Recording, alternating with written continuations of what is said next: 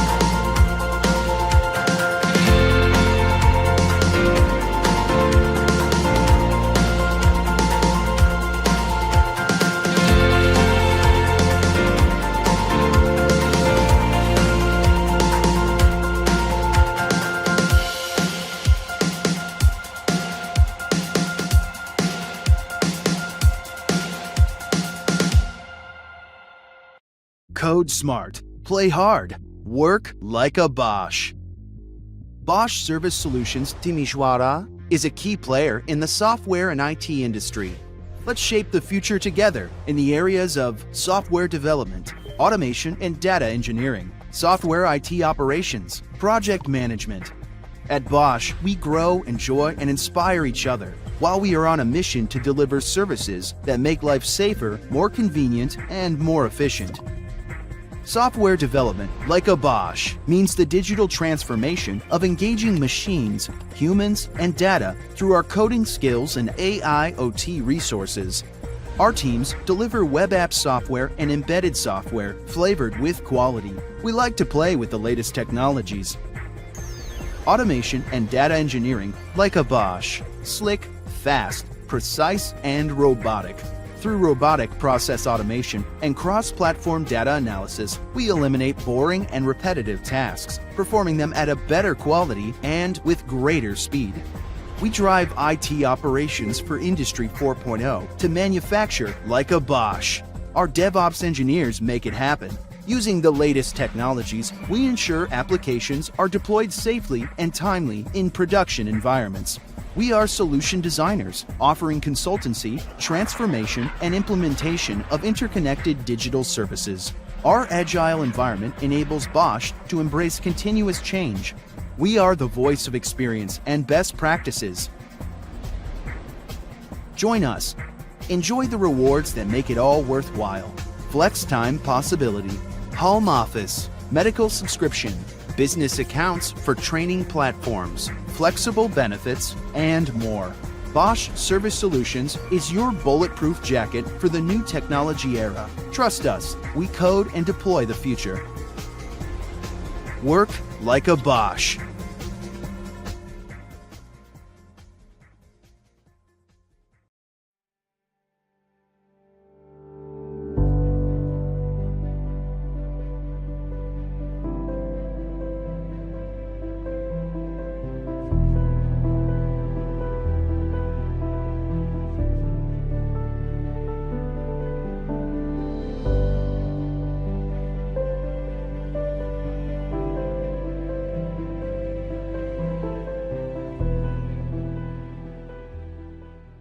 Remember what you dreamed about last night? There are people who never remember and even doubt if they were born with the ability to. Others manage to not just remember, but recount their dreams in rich detail. While we sleep, our subconscious takes over and invites us to think differently. Dreaming makes us a reality in a new way. Dreaming allows us to go beyond it. And isn't that what life is about? Dreaming and realizing? It's about daydreaming, dreaming big, but also paying attention to small dreams. They have power too. Dream and make the unimaginable possible. We know very well the power of dreams, of daring and innovating, acting with the opportunities that no one else sees. We use technology as connection that transforms companies and especially transforms people. Because at the end of the day, it's all about relationships. Through digital transformation, we see new possibilities to rewrite the future and boost our clients' market leadership. Digital transformation is like that one dream that changes everything for the better. It is the one dream that breaks the barriers of our imagination, that transforms cultures, behaviors, everyday life, that awakens us, that pushes us to act. Are you ready to dream big with us? Go higher than ever before? We are more than 30,000 brilliant minds in 41 countries and 5 continents. We are the protagonists of the largest digital transformation movement in the world. We are here to revolutionize, inspire, question, advance, and above all, co-create. May the unthinkable become more and more possible when we dream together. Stefanini, co-creating solutions for a better future.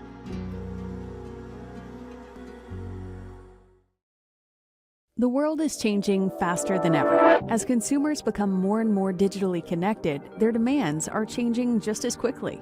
At TP, we help clients rewire their organizations with a new, more integrated operating model using analytics, technology, automation, and artificial intelligence, but always complemented by human empathy.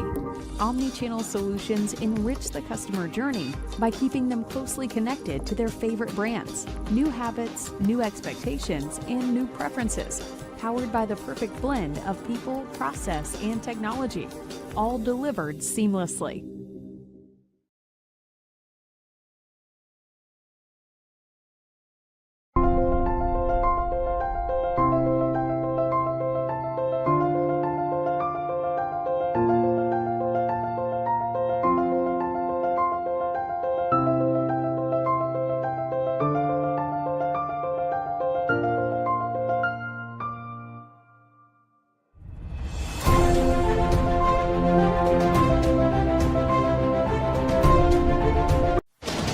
What if dreamers never became doers? Where would we be if limits were never tested? Who says we shouldn't challenge what's possible?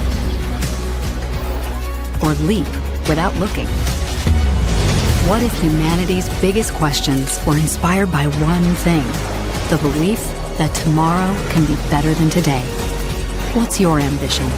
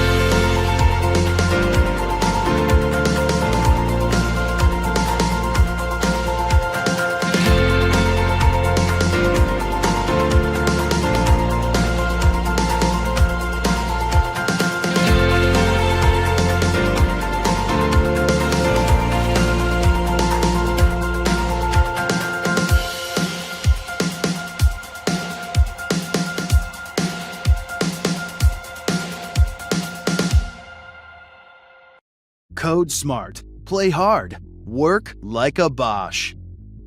Bosch Service Solutions Timișoara is a key player in the software and IT industry. Let's shape the future together in the areas of software development, automation and data engineering, software IT operations, project management. At Bosch, we grow, enjoy, and inspire each other while we are on a mission to deliver services that make life safer, more convenient, and more efficient. Software development, like a Bosch, means the digital transformation of engaging machines, humans, and data through our coding skills and AI/OT resources. Our teams deliver web app software and embedded software flavored with quality. We like to play with the latest technologies. Automation and data engineering, like a Bosch, slick, fast, precise, and robotic. Through robotic process automation and cross-platform data analysis, we eliminate boring and repetitive tasks, performing them at a better quality and with greater speed. We drive IT operations for Industry 4.0 to manufacture like a Bosch. Our DevOps engineers make it happen. Using the latest technologies, we ensure applications are deployed safely and timely in production environments. We are solution designers, offering consultancy, transformation, and implementation of interconnected digital services. Our agile environment enables Bosch to embrace continuous change. We are the voice of experience and best practices. Join us. Enjoy the rewards that make it all worthwhile. Flex time possibility, home office, medical subscription, business accounts for training platforms, flexible benefits, and more. Bosch Service Solutions is your bulletproof jacket for the new technology era. Trust us, we code and deploy the future.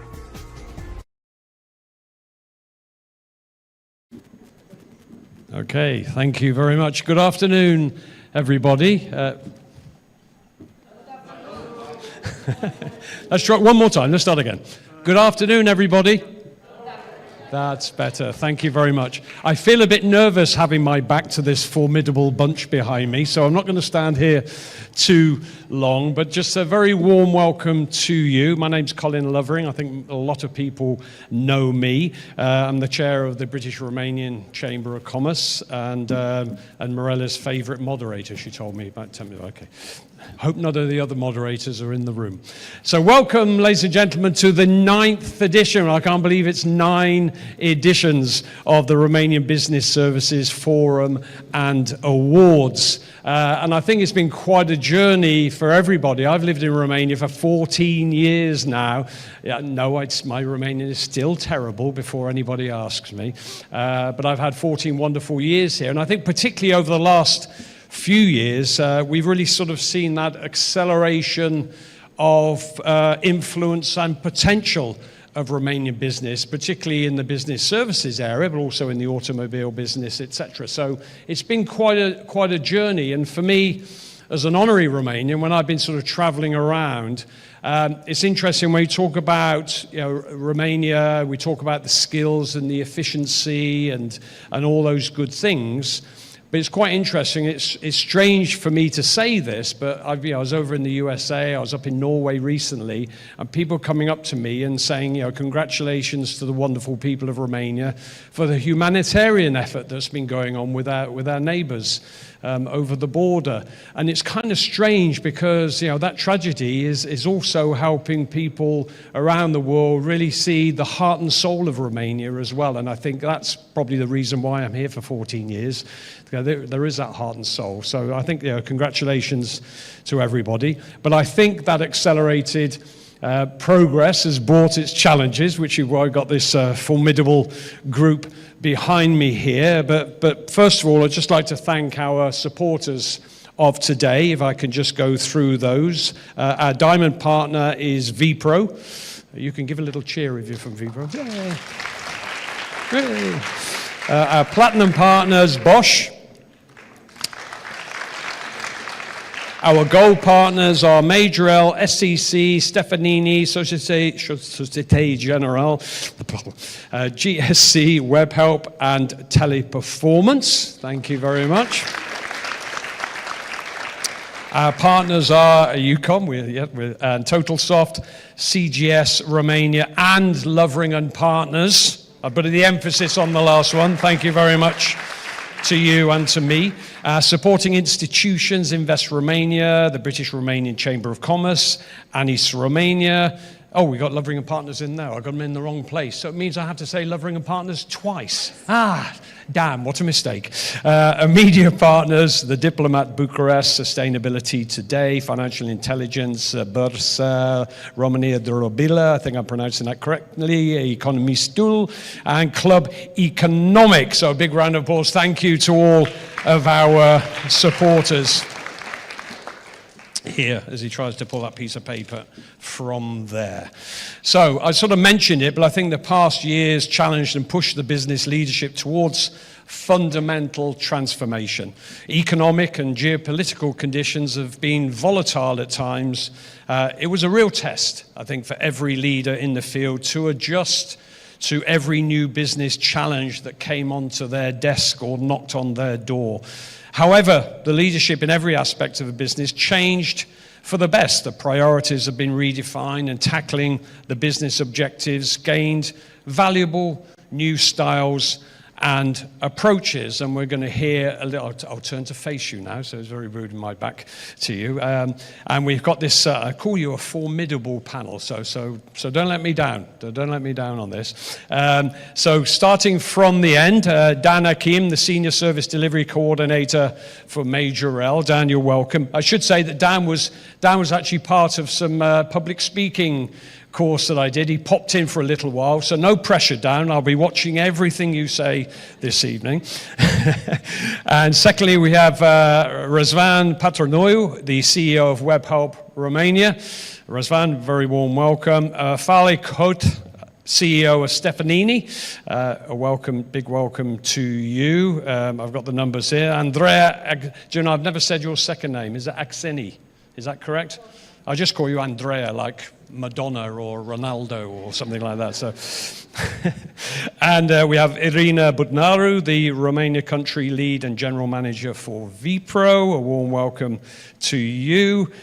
We have Raluca Romanu, the general manager of Bosch Services Solutions in Timișoara. A warm welcome to you. I'm in Timișoara on Tuesday.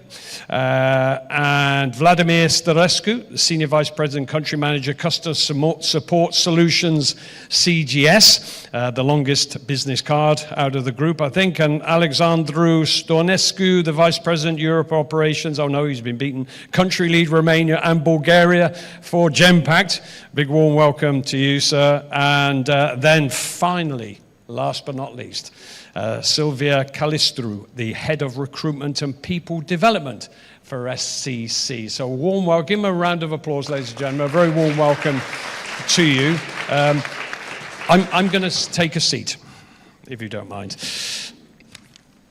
So we're basically, in terms of, we split into two particular areas, and one of them is evolution of leadership in business services. And then we're going to move on to the fundamentals of working in business services industry in 2023. So really the objective of this panel really is to really get the insights and see how people have navigated these last couple of years and how things have changed. And we'll talk about the challenges as well. This is going to be a very open discussion that we're going to have. And I really want to sort of start off on the evolution in leadership in business services. So I'm going to talk a little bit about leadership styles, because I think that has been a challenge for us, I think, for you on this panel as leaders, of actually almost being forced into a change of style, which is always a challenge. And we'll talk a little bit about your experiences on that. And we'll talk about the entrepreneurial mindset that is being encouraged in organizations. And again, talk about the value of that and maybe the challenges of that as well. And really about the employer branding particularly in the market for the first section, and then we'll come on to within the company as well. But how are we seen, with the advent of social media dominating opinions, and now we've got AI coming in where, it's frightening what's happening there, and really sort of talk about that, kind of that traditional thing about employer branding as well. So to kick off, I hope that's okay for everybody. You are very, very welcome, please. If you have a question, I'll be like a tennis game. I'll be looking at you, but if you have a question, please just raise your hand, or one of the team will spot you and get you a microphone. And please ask any questions or any curveballs. They don't mind. The more difficult, they said to me, the more difficult the questions, the happier they are. Somebody said that to me, I can't remember who. So evolution in leadership in business services, and really sort of embracing and adjusting that different leadership style for the best outcome. Farley, if I can come all the way down there, can I come to you in terms of that evolution in leadership styles for you?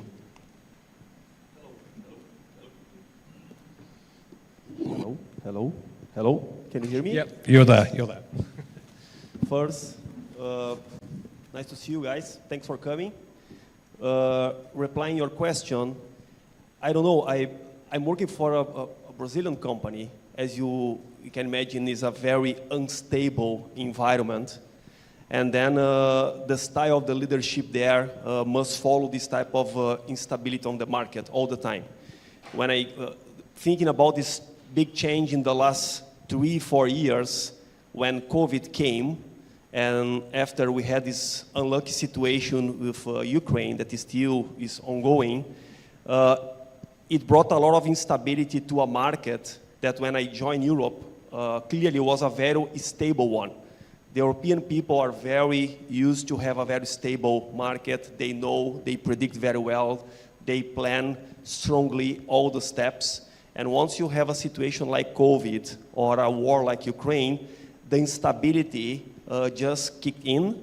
And then I saw that was a little bit messy around. So how the leaders could handle a place that they were used to have a lot of stability when they are facing a very strong instability. And then I think that I was a little bit lucky because I came from a place that instability is part of our lives there. And then I managed to bring a little bit of these flavors or how to adapt in a situation that you need to be a little bit more flexible. So all the aspects related to like flat organization, entrepreneurship, they are part, is necessary and mandatory to have when you are in a very unstable environment. So not all of you are facing the same situation. I'm sure that you didn't manage your business on the same way that like used to do like 5 years ago. Now everybody needs to move faster. Everybody's planning shorter steps. We are not talking about plans for 3-5 years anymore. We talk about 1-2 years. We review our plans each quarter. We don't wait 1 year to review what is going on. So I think that this is just how the business is performing. And the leadership, we always need to understand our position. Always the team is looking at us because we need to guide them because they do not have the answers as well.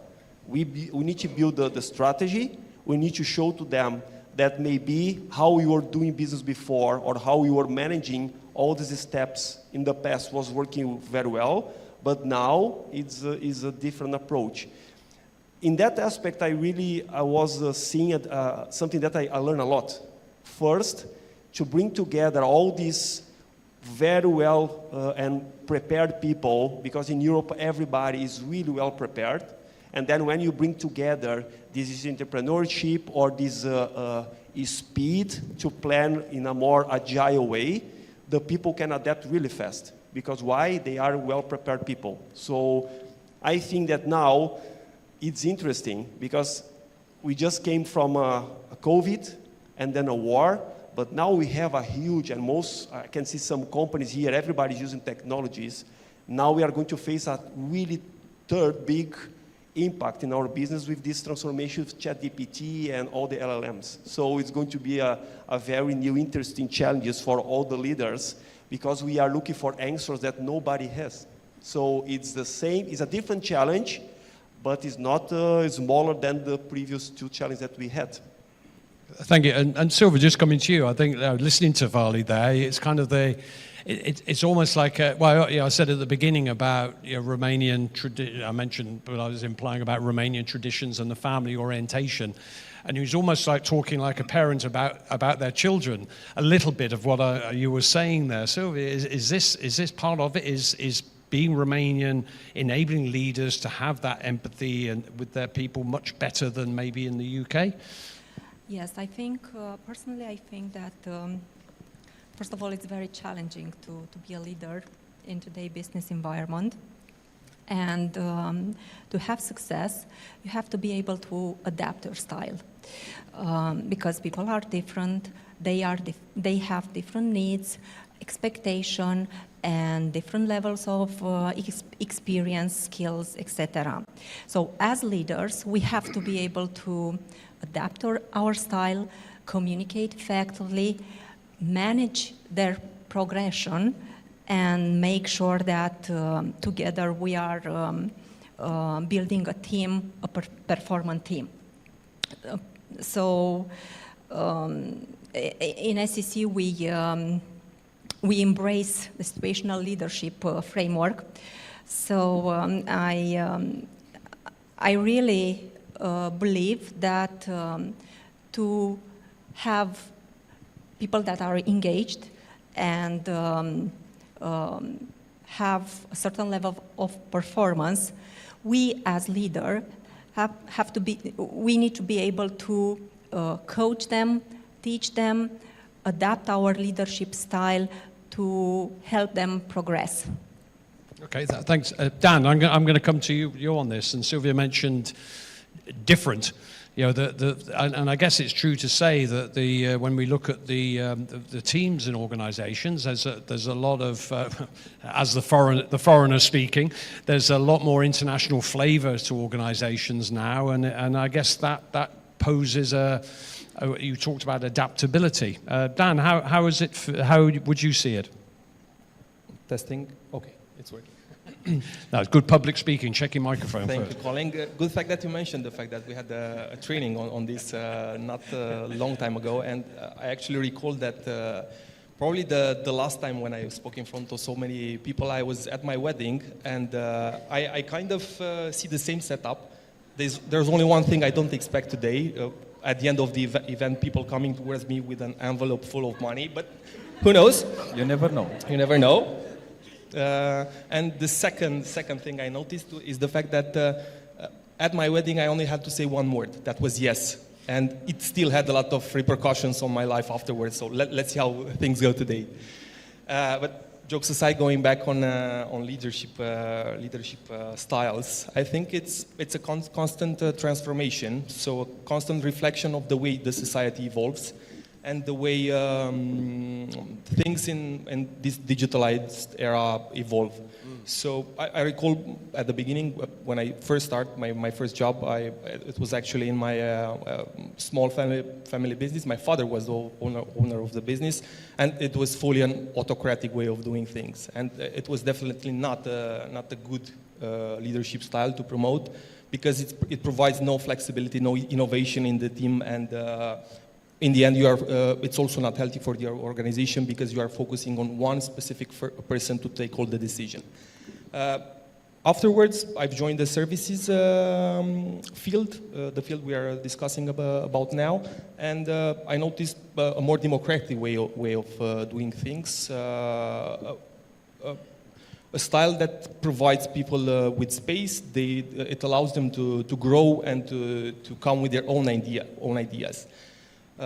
Lately, at least at Major L, in the past years, I think we realized that in the end it's not only about managing people, but also about serving them.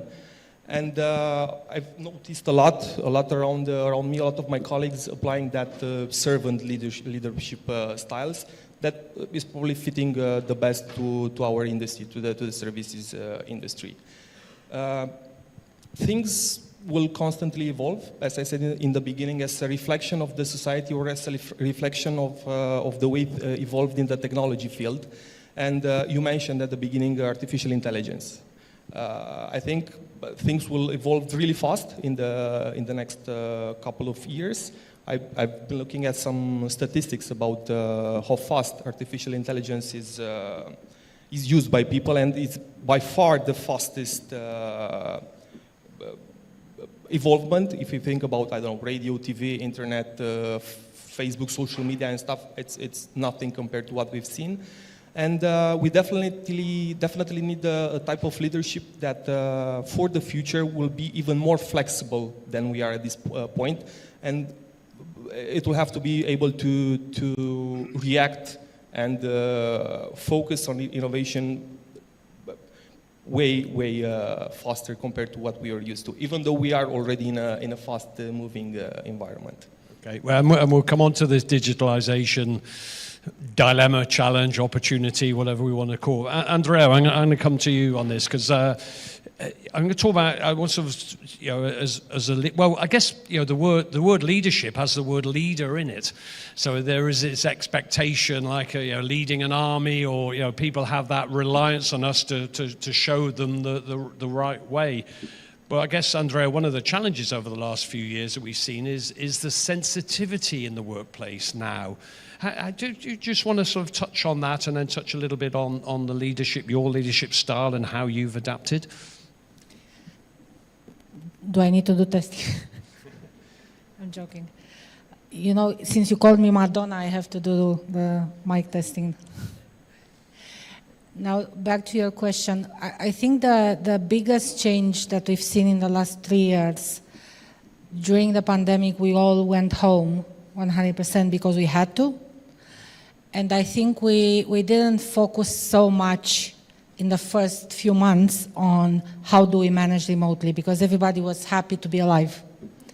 Everybody was happy to still, you know, have a role to play and really stay connected still. It was very reactionary. Was very reactionary, but then 4, 5, 6 months into that environment, we started to ask ourselves questions, because all of our leadership styles, policies, and processes were built around the idea of meeting. We have great cafeterias, we have great meeting rooms, we have face-to-face meetings, team huddles. You all know how you call them in your companies, but they're all, you know, built around the notion of meeting and really seeing people's eyes. So I think for me, that was the biggest change that we had to go through, because we didn't go back to the office to a large extent, right? So we had to rethink how we do leadership, how we stay connected, how we stay empathetic. Because you talked about the empathy of Romanians, which is true. How do we do that? Because some of that culturally is based on meeting people, seeing people, hugging and kissing. How do you do that virtually? So I think for me that was the biggest change. Did we nail it perfectly? Probably not, right? We're still learning. We're still changing every day. But I think for me that was the biggest shift that all companies did because we had to. And I think some adjusted better than others. And I think if we acknowledge the shift, we are better off, because this reality is here to stay. I mean, I'm looking at probably long-term 80-20, work at home, in our industry, not just my company, I think everywhere. So the reality is here to stay. People don't want to come to the office anymore, but they still want you to engage with them. So how do you do that? There was a lot of talk in Teleperformance, how do we do employee engagement remotely? And let me tell you, we tried cooking on Zoom. Moderate success. I can tell you drinking on Zoom. Dancing on Zoom. Right? So it's some things worked better than others, obviously. Right? And some things work for some people and other work for others. And events like this one are actually great, because what we discovered is that if you meet from time to time, you maintain that connection. So I think we went into an environment where we are home, but we are creating events. We invent events where we still meet face to face. Okay. Have a coffee and exchange, do the kissing and hugging that Romanians are famous for. Yeah. I have Zoom calls with my sons in England, and a nice bottle of rosé works perfectly in terms of engagement and everything else. But Vladimir, that's another subject. Vladimir, in terms of from your perspective, we sort of talked to. We'll come on to the hybrid sort of challenge a little bit later. So sort of away from that. And I think Andrea was pointing out there that that I think COVID was one of the only things that forced something upon us for many years, I guess.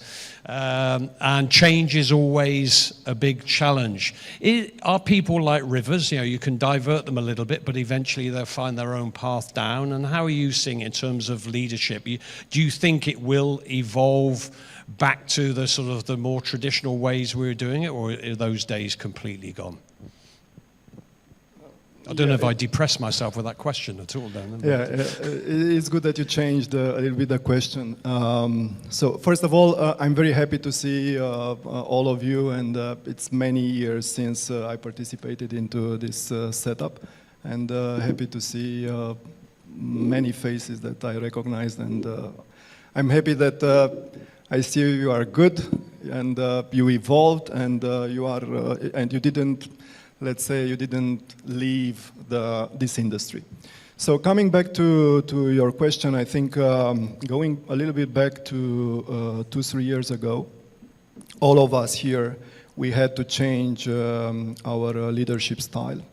And I will take a different avenue, saying that at least in 2020, 2021, in our company, the leadership style that we adopted was more like autocratic, and I'm not scared to say that, because we needed to take decisions without necessarily consulting the others like we were doing in the past, without presenting, let's say, plan B, plan C. Without giving, the chance to our colleagues to express their opinion. We had to be strong. We had to have the ability to take the best decision. We were all navigating into uncharted waters. And happy to say that after a certain moment, relatively fast, the employees started to appreciate this style. As you alluded a little bit earlier, they had, in those times, they had the need to feel a strong leader near them, yeah? A strong leader that is able to take the decisions for them, strong leader that is able to navigate the company and steer the company towards the right direction, be able to pay their salaries, be able to ensure continuity for the services for our customers, be able to continue to recruit. So these were some areas that we as leaders, we needed to take care from day one that these processes will continue without any second of interruption. So in my opinion, this was a kind of leadership that we adopted. And then, of course, throughout time, I think it's the case for all of us here, our style of leadership, it's a kind of a transformative one. So we are challenging, we are challenged, as others said. Every year there is a spark with a new technology that is disrupting and so on, yeah? And we are challenged. And of course our style of leadership has to challenge the others. And we always have to raise the bar, and we always have to get the best outcome from the others.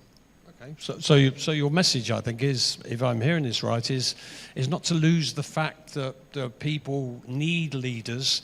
They Correct. need to look up to you. You can meet people halfway, but always maintain that leadership role, because that's what people really want. You are perfectly right, and I think everything is under the umbrella of being mindful about the well-being of our employees. I mean, that's a given. Okay, and Alex, I want to sort of switch. I guess the consequences of this more sort of open style of leadership is encouraging an entrepreneurial spirit within the organisation. I think that my definition of a manager is somebody who surrounds themselves with people much more cleverer than they are. is the goal in a strange sort of way? So. Can I say Alex or Alex? Yes, I think you're Alex. Yeah. So Alex, from an entrepreneurial perspective, in terms of that mindset and engaging and nurturing and encouraging that, how can we do that more? What is the value of that? And I'll come to the ladies in the middle on this question as well. So yeah. Thanks Colin, and good afternoon everyone. It's really great to be here. Many new faces, but many known faces, so happy to see you all. Look, I think I agree a lot with what Vladimir said. I think we had to change a lot of the leadership style during these years. And I think a couple of things emerged, right? As people sort of moved into remote working and we all went through the process, a couple of things dropped. Engagement dropped. I mean, productivity went up immediately, and then, it sort of flattened out along the way. Those smiling have gone through that. But then you had a lot of drops in what we call engagement, and we might have different definitions. And you also had a little bit of a downside on your innovation quotient, because people usually ideate when they come together. I personally link the great resignation, or whatever we were calling it 18 months ago, with a little bit of too much remote working. And while I don't believe in fully remote working, I also know that we're managing various shades of gray. There are some types of work that can be done remotely, others that probably need constant interaction. But I think the realization that I came to is that the most important thing in fostering the culture is renewing that sense of purpose. And it might sound mundane, but I think finding that sense of purpose is absolutely critical. Because if you sit at home and your only allegiance to the place you work for is your comp and ben and a little logo on the right-hand side of the screen, you will change that immediately. So finding the sense of purpose is absolutely critical. Now, finding purpose is actually not that hard. And I think it's our first responsibility as leaders. I'm fortunate enough to work with most of Genpact's life sciences and healthcare customers, for instance, in the region. It's easy to give a sense of purpose when teams are working on reducing the time of distributing life-saving drugs, right? But equally, if you're in insurance, right, and the disasters in Turkey and Syria happened, unfortunately, people came up with solutions of putting drones there and fulfilling the claims so that people can rebuild their lives faster. However way you turn it, purpose is super critical, and I think that's line item number one. Line item number two is finding those folks which have a curiosity and innovation will. Because there is nothing stronger in my mind than having curious, innovative, and purposefully driven people to take hand. And that's what drives accountability, and that drives the owner's mindset, as we like to call it. I think the last piece has never changed, giving back to communities. And I know this group does a lot because I see them in various events, making sure that the less fortunate than you have some support, making sure that you probably give some time with no immediate ROI, for instance, in working with university curriculums for making graduates, have a better start. All of that doesn't change. And it has to be embedded in the way you run teams, because it all, rounds up the purpose, if you will. Okay. Irina, coming to you in terms of this sort of these entrepreneurs, these people within your organization. I remember years ago I was at a house party. I was living in the US, a house party of a colleague, and I could hear this Spanish music playing in the background. I thought it was I was going to say a record player then, a CD playing. Oh, even CD sounds old-fashioned. And it was beautiful music. And then after about half an hour, I went into the living area to see who was there, and there was the young marketing intern sat there playing the Spanish guitar. And I was like, wow, I didn't know you could play the guitar. And it kind of got me thinking about, do we know our guitar players?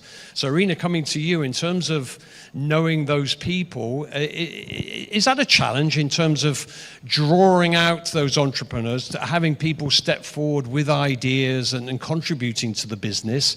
Do we sort of get stuck with the usual sort of route, or how things at Vipro? What is there a secret way of doing things, or a magical way of doing things?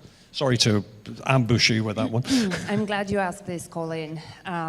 I'm new to this event. It's my first time, and thanks for inviting us. And thanks for sharing the best practices, actually, because this is what we are doing. Yeah, it's impressive that a lot of companies come and share their best practices. Now, in terms of even finding those best practices, or even finding those talented people who you can pull up and transform into leaders, yeah, I think one of the things that everybody is looking for, it's the purpose, and I agree with Alexandru, that is something that should lead most of the companies. Now, at Wipro, we have this advantage of being one of the few companies in the world that are purpose-based. And I don't know how many people in Romania know that 67% of Wipro's profit goes to Azim Premji's foundation, and all that goes into changing the world. It's an investment in education, it's an investment in environment. And when Wipro says we are changing the world, it's really what we do. And we are talking about billions of dollars actually, a year. And I think this makes our people come up as entrepreneurs, because it takes courage, it takes the sense of having a purpose.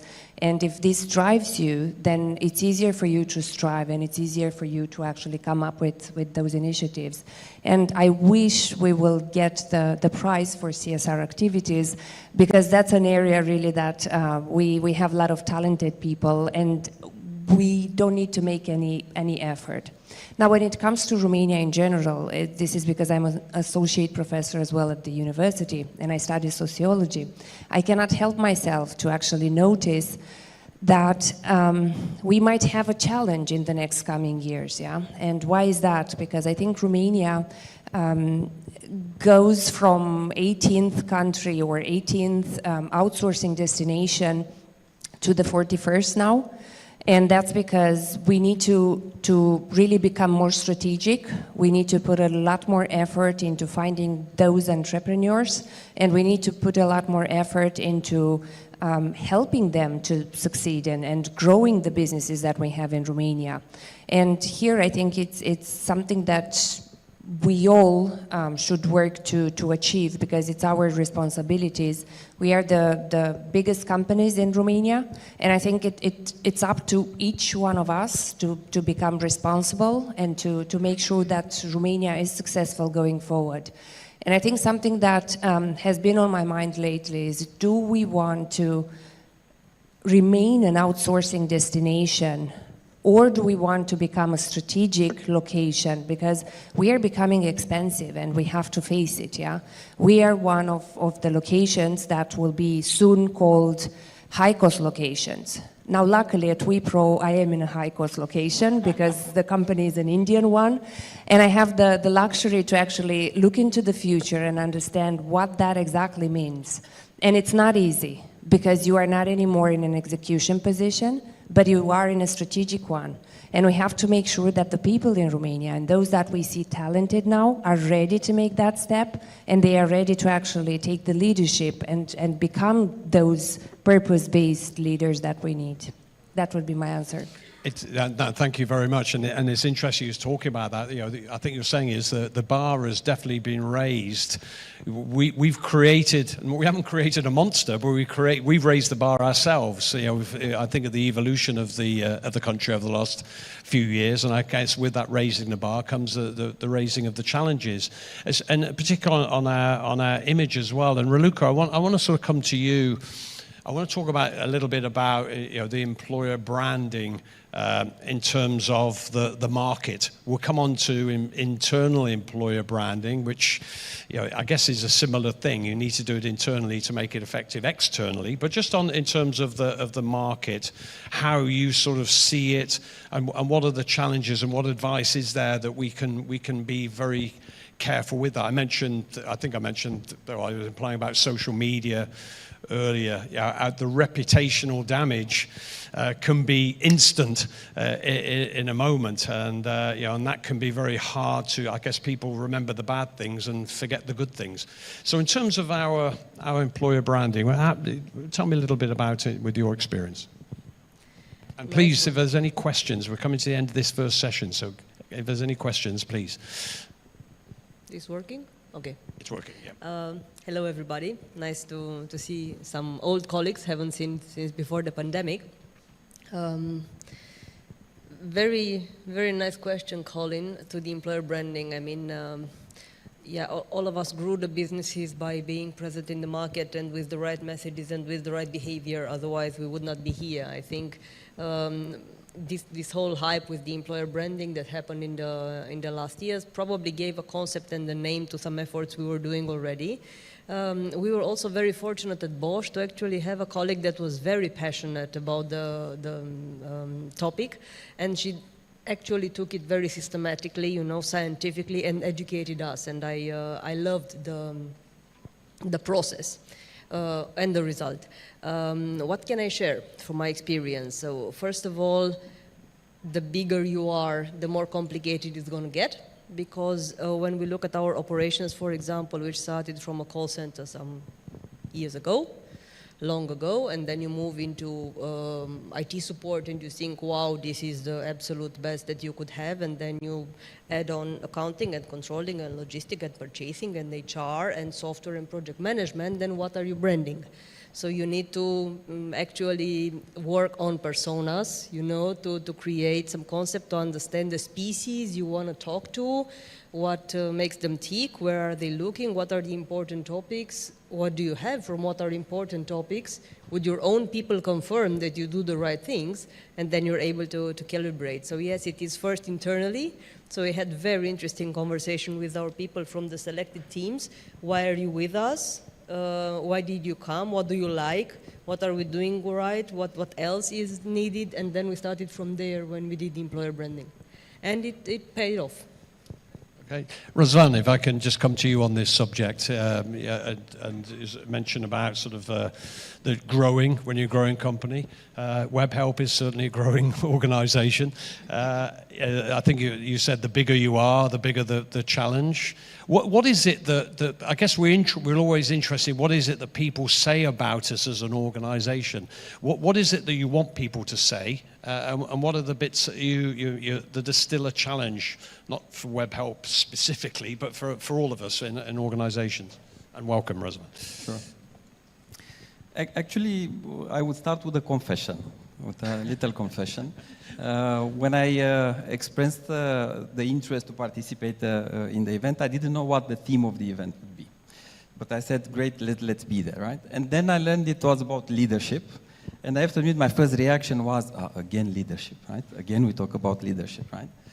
But then I remembered that actually somebody said at some point in time that leadership is on one hand the most observed, discussed, written about, published, I think, phenomena on Earth on one hand, but on the other hand, it's the same phenomena about which we know least on Earth, right? And I think the different point of views that we see here, right, with some common points for sure, right, but different point of views, they come to substantiate that one, right? Because very often when we talk about leadership, right, first thing, it's about the leader, right? The style, the qualities, and so on. Then it's about the people you lead, right? The second one, right? And actually, I think that one comes in an order of observation. It's for sure on the second place. But third, we also talk more rarely about the structure and the organizational system of a certain company, right? And for me, probably at the end of the day, it's about all three. Now, As I said, I think even amongst us, and I was lucky enough to hear all the previous speakers, I think there are different nuances that we see differently, which is very good, right? And it's very, very healthy. Because I would come to your question from a different angle. I think the leadership style of an individual fundamentally never changes, right? It's there. It's in the person's DNA since the very beginning, right? Of course, then you adapt, you transform, you change, you have specific moments when you need to take a fast decision versus consultative and so on and so on. And it's the same with the organizational culture, right? Which is embedded in the DNA of a certain company, right? If you are an entrepreneurial company, if you basically, you put people first, you put the client in your focus, right? By the way, in real life, not necessarily only on PowerPoints or on the walls of the offices, right? It's there to stay, right? And then all what we talk about, it's different or new ways of working. It's an adaptation of the new ways of working, depending on a certain context, on a certain time frame, depending on very specific elements, right? That's why for me, when we talk about pandemic, when we talk about the work, when we talk about all the other elements, right? They just pushed, I would say, quote unquote, leaders to adapt new ways of working, right? But whether it was in the office or 100% in the office, hybrid, or now 100% remotely, the leadership style, I think it needs to stay the same, right? And I'm going even a bit more specific, right? If I want to create a positive organizational culture, a positive working environment, I wanted to do that 5 years ago, I want to do that now, and I will do that in 5 years, right? Whether it's in the office, hybrid, or remote. It's the same, right? Then it's different how I do it, right? Basically, what are the tools, the programs, basically how I create that one, right? If I want to give development opportunities to people, right? It's the same, right? The way I do that, basically, it's different, right? If I want to create an inclusive working environment, right? Again, it was before, it is now, and it will continue to be. How? It's different. The how is different, right? But what is important is that we keep the leadership style, right? Personally, I believe a lot in the empathic leadership style, right? And I think it can work in all kinds of situations, right? Whether tough, difficult, when the times are good as well. And then we adapt and we create the impact, right? That obviously we want to create in the environment that basically we have around us, right? And this is how things are happening in WebHelp. You were asking me, but I think it can be definitely applied broader than that, right? And it's something that continuously evolves. Okay, and Fali, if I can just come to you on Razvan's point there, I guess what Razvan is saying there is about authenticity as well, I think, and consistency in what you do. And Fali, how important is that? You know, going back to that sort of personality, and I mentioned about, I think I'm touching on like we're almost parents in some ways, and I guess the business services industry, the average age is relatively young compared with a lot of industries. So how do we adapt without losing that DNA that Razvan says in terms of leadership? What is the secret there? How can we keep that authenticity so you stay as Farley and the people don't look at you and go, what the hell happened to him? He's changed because he felt he needed to change. How do we keep that balance? Is that a tough question? I'm not sure if it is or not. Yes, I think that he was mentioning about leadership, and we always repeat the same. I was thinking about some very old quotes saying we should do something better, faster, and cheaper. And we think that is a very actual sentence we can think about ourselves nowadays, but we have this quote more than 100 years. So leadership is the same.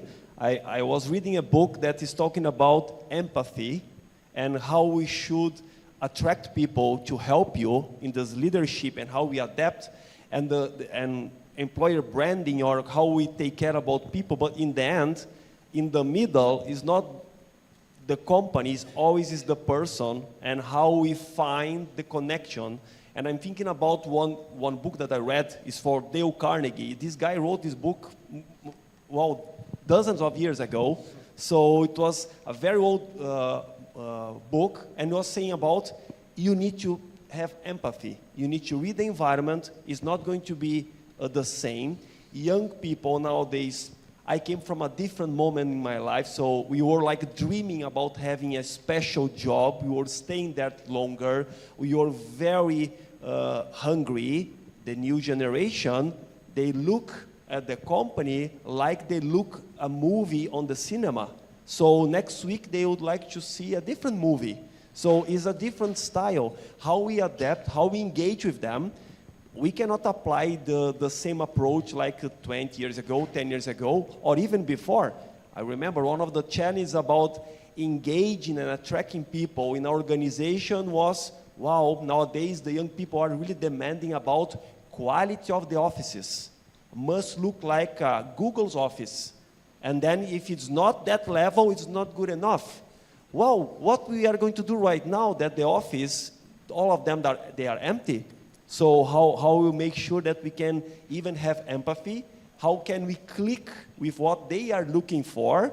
So that's is the question that when we have any type of a management meeting, we always are coming with the same questions. What are we still missing? How can we still bring them and connect with them?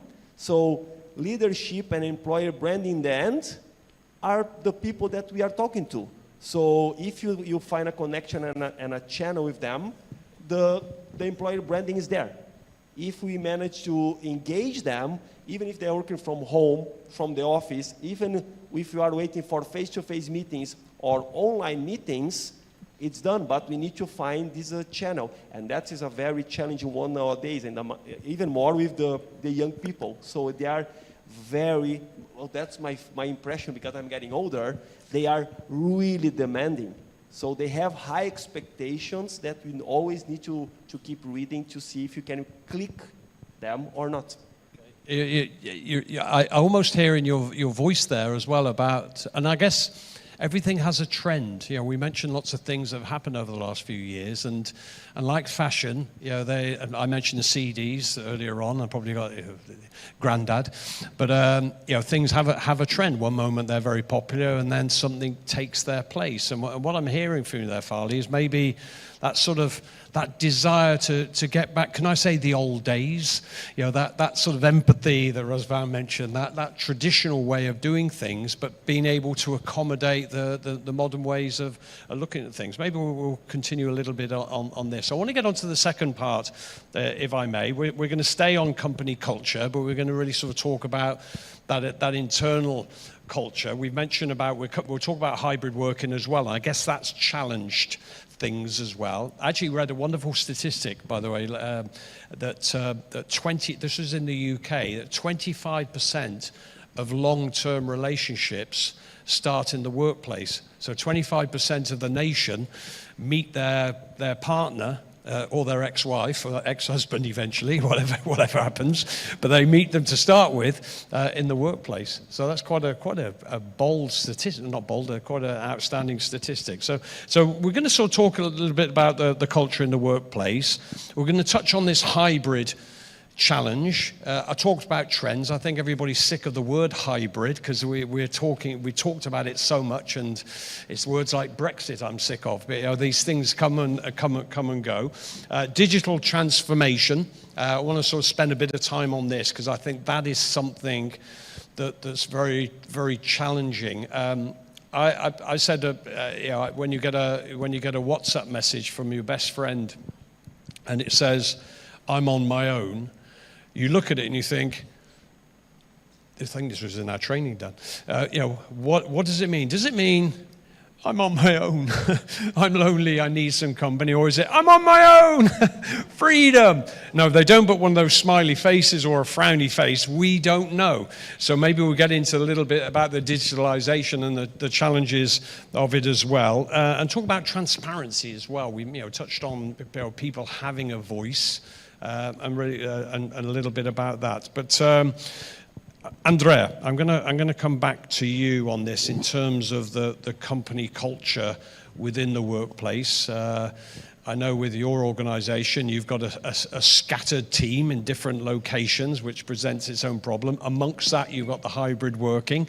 In terms of that sort of, and I guess the company culture affects in terms of retention as well. And again, I will say, I am going to sound like an old granddad, because I am a granddad, but you know, when I went into a job when I was young, I thought I was signing up for life. You didn't think about anything else. You know, what will be, will be. But you tend to see your job as a long-term mission. Fast track to today, it's very hard to get people into that mindset. So how are you in terms of all of those, that mixture of things, really managing that internal company culture? What a long question that was.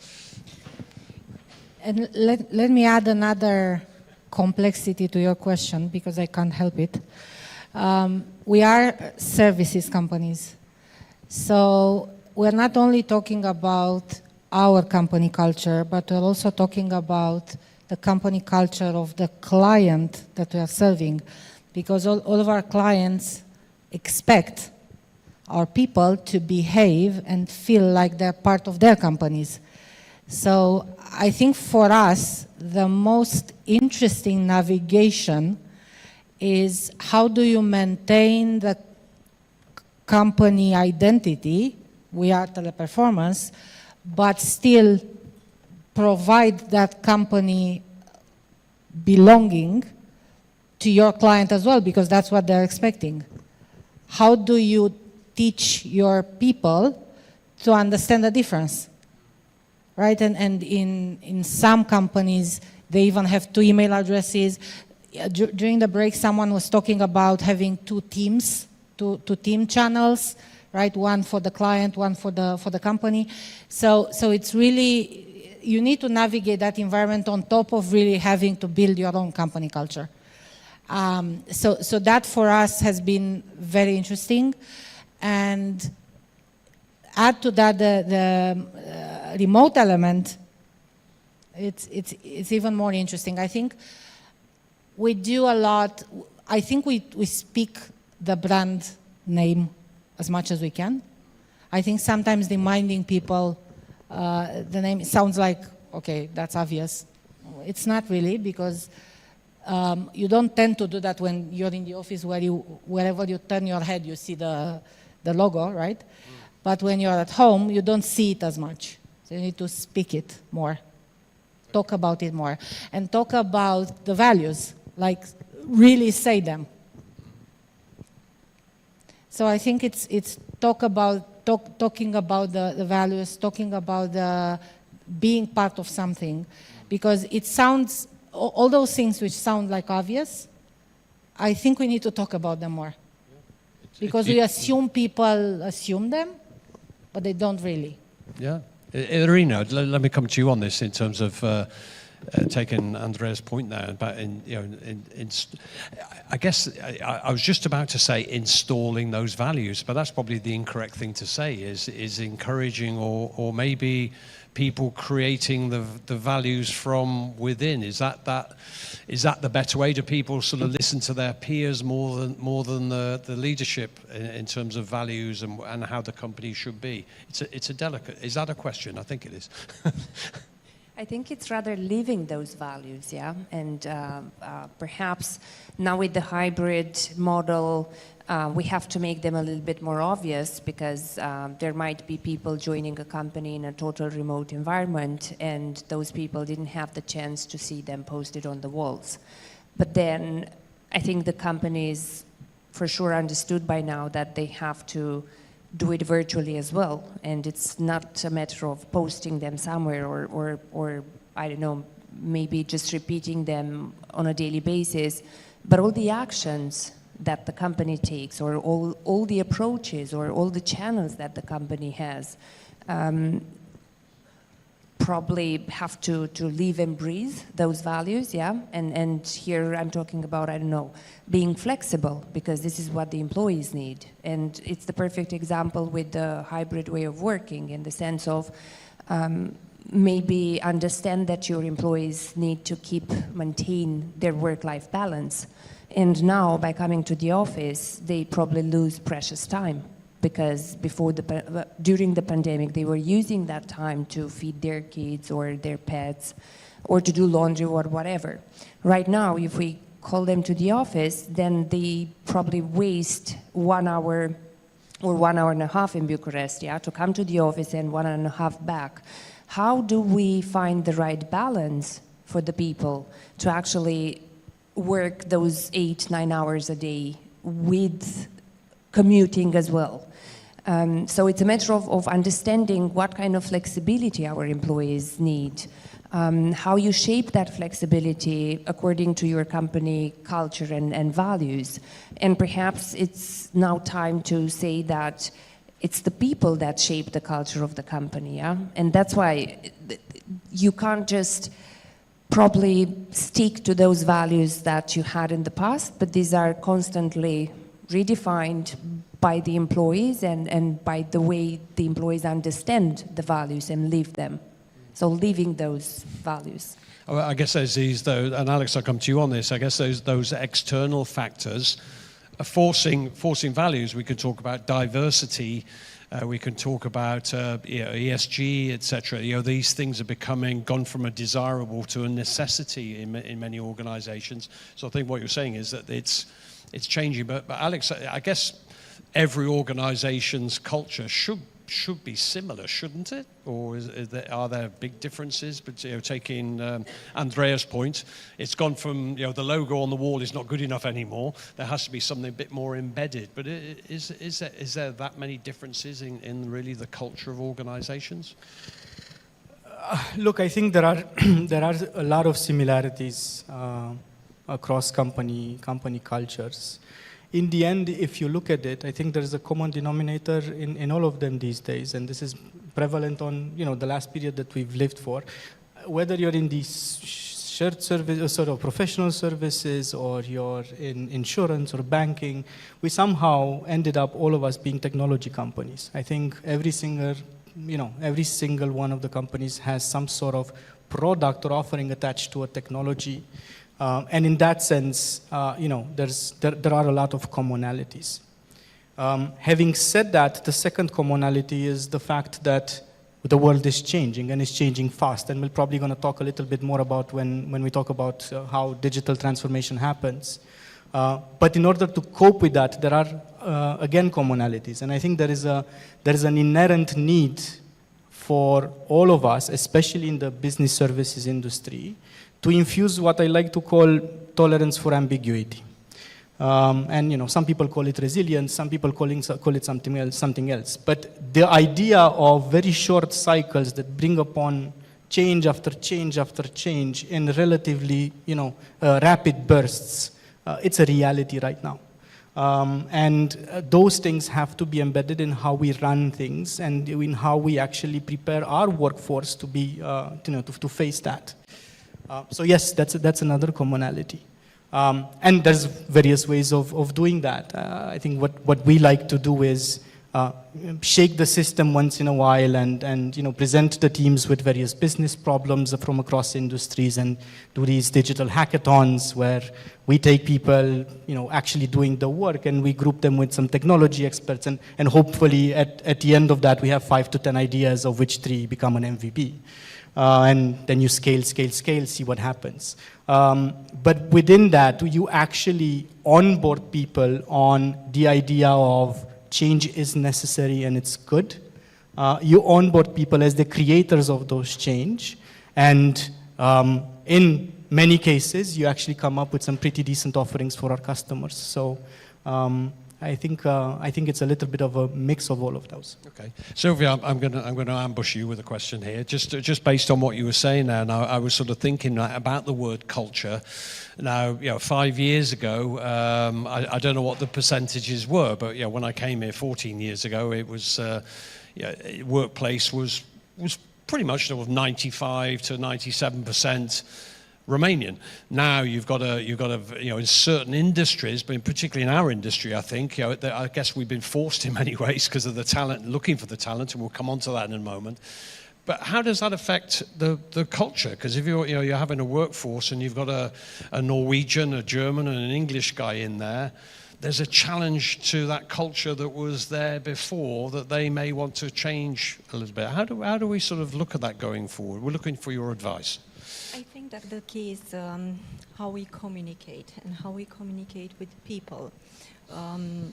We have various methods to do that. We usually, what we do within SEC, we aim that people's voice to be at the heart of all our actions. And to do that, we launch periodically surveys, gather their feedback, analyze trends, build action plans, and also involve people in how we put in practice all those actions to build the environment that we wish to have within the company. And I completely agree with what Andrea said earlier. We have to live our values. Indeed, there are things that are similar from a company to another, but in the end, I think that each company has a unique set of values, and people are within that company are living those values. Okay. So things like respect will always be with us. We hope. We hope. I want to move on to this subject of hybrid working because it's kind of bugging me a little bit. I live in Mogoșoara. My office is in Banasa, and when I come round the centre and down, and it's can I say bloody nightmare? I just have. Sorry to the viewers on the hybrid viewers, but it's a nightmare until Friday. Friday's not a nightmare. Friday's okay. And I'm thinking, hang on a minute, is this hybrid thing going on and people saying, yeah, I'm going to work hybrid, especially on a Friday, and is it in the interest of being able to do their work correctly or just being able to have a long weekend? I'm being very cynical, I know, but that's what I need to do to sort of create this. And I want to just ask Vladimir in terms of hybrid working. And take it a little bit further, everybody, as well. You know, I talked about the challenge of talent. I think particularly in the IT industry. I've just come back from the UK where we were celebrating with a group and the Romanian ambassador there and talking about 1.3 million Romanian professionals in the UK. Now I know a lot of those we would like come home, but they're in relationships and they're probably there to stay. So the hybrid is now expanding not just within organizations, but now actually going overseas. And that's something I'm asking about 6 questions in one go to you here, my friend, but apologies for that. And I just want to sort of touch on the challenges that gives for people who are working from home on a regular basis. Will their jobs become replaceable by somebody working remote from India, from anywhere? You know, and will that be the challenge? Will that start to bring people back into the office?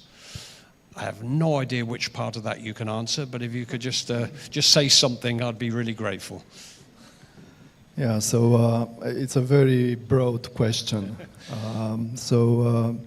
First of all, I would like to come back a little bit to what Andrea said earlier, and I want just to conclude that I hate when our employees, you know, talking about employer branding, you know, all of us here, we are doing, I think, the best job we can in terms of, you know, employer branding, and we all represent here organizations with probably in this room 25,000-30,000 employees.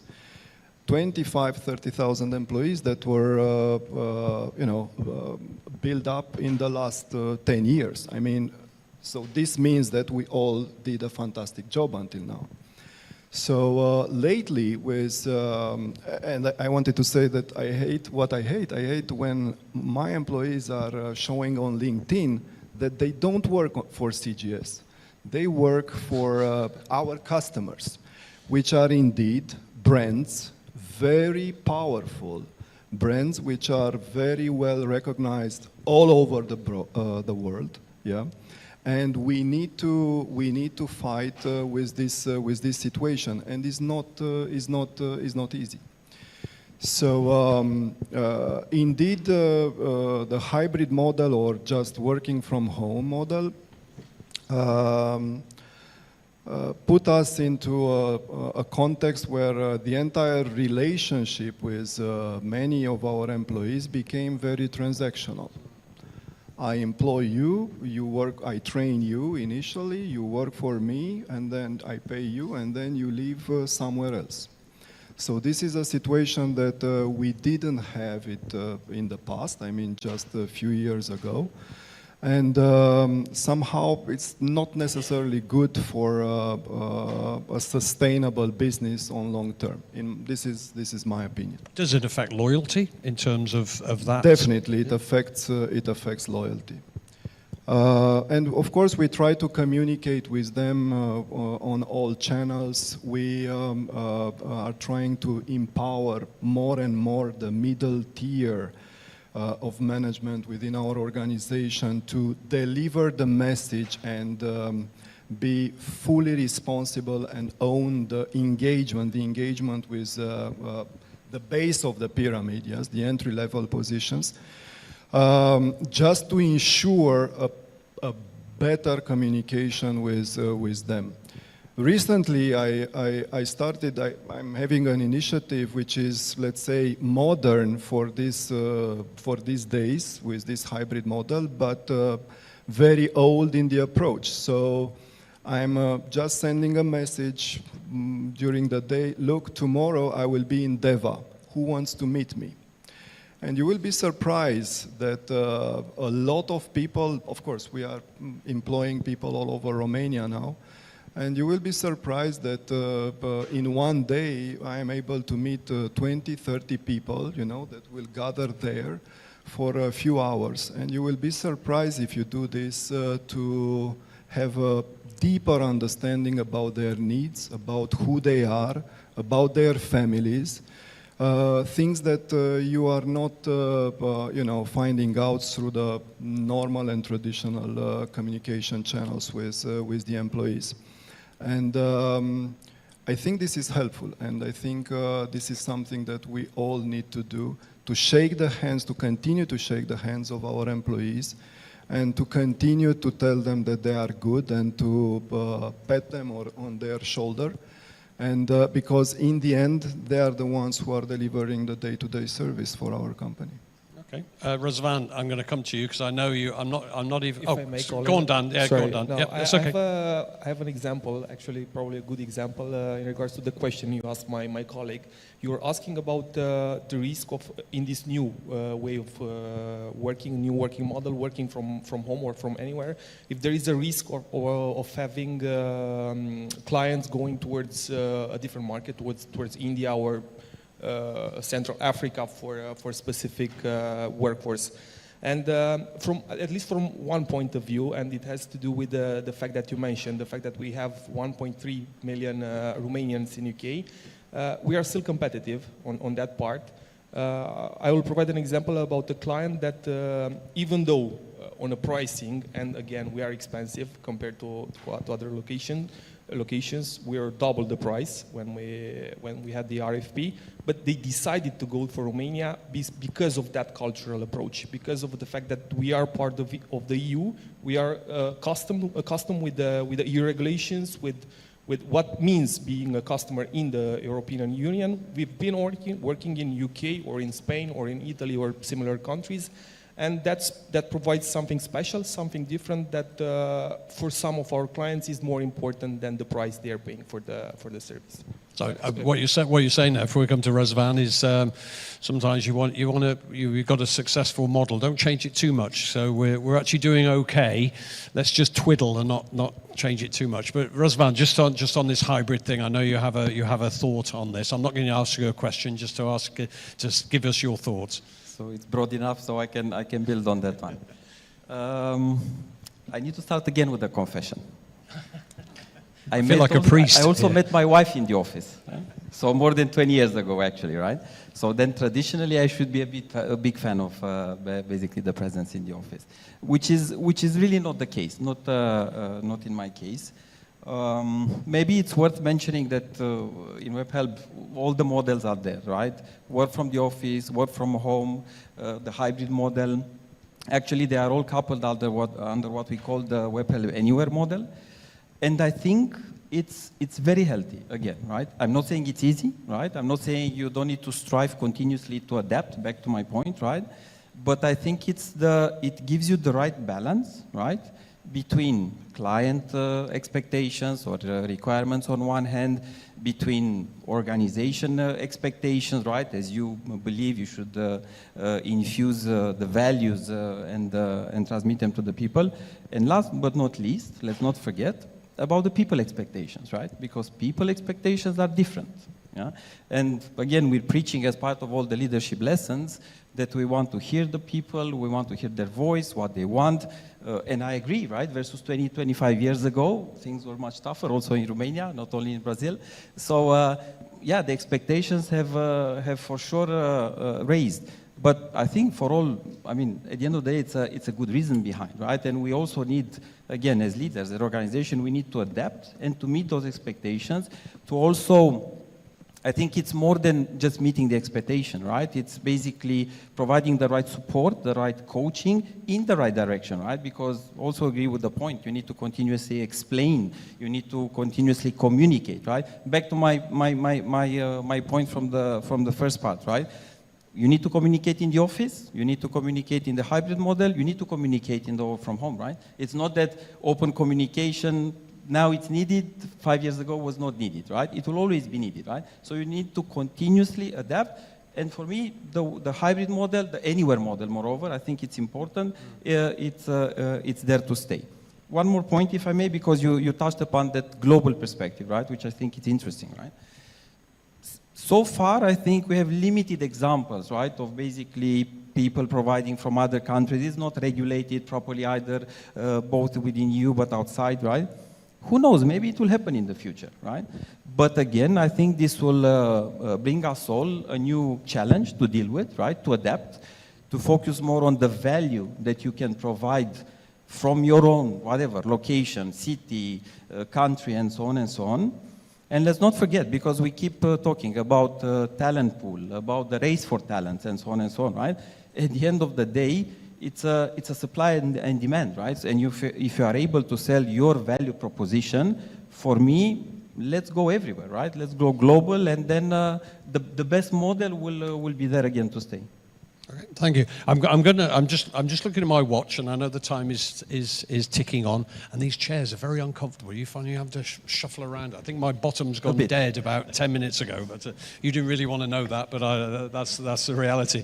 I want because we got there's a couple of subjects I want to touch on very briefly, and we're sort of trying to get some engagement for everybody on this. The first one is about accelerating digital transformation and tech savviness. Farley, I'm going to come to you on this one just to start with, and really sort of talk about what it means here. What are the challenges we're hearing lately about digitalization? We're hearing about AI and all these things that are starting to put maybe a little bit of fear. We're hearing about big organizations, big losses, big layoffs of people.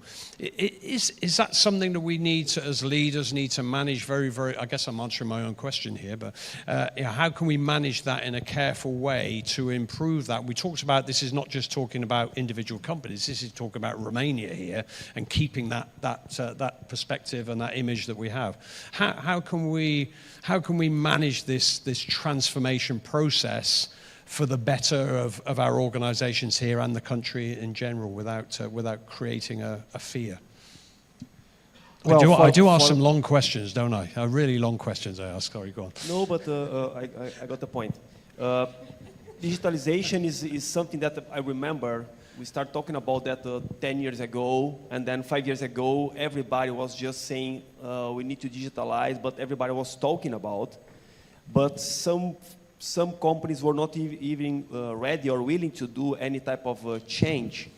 What happened clearly when COVID came, it was a huge step further because of one natural pressure coming from COVID.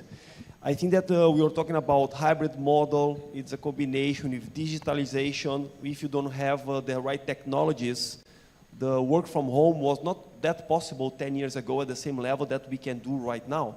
So the tools are evolving. I think that the market is evolving. I would like to connect with the topic that you mentioned about global approach and local approach. We have the same feeling like why they were sharing the same thoughts.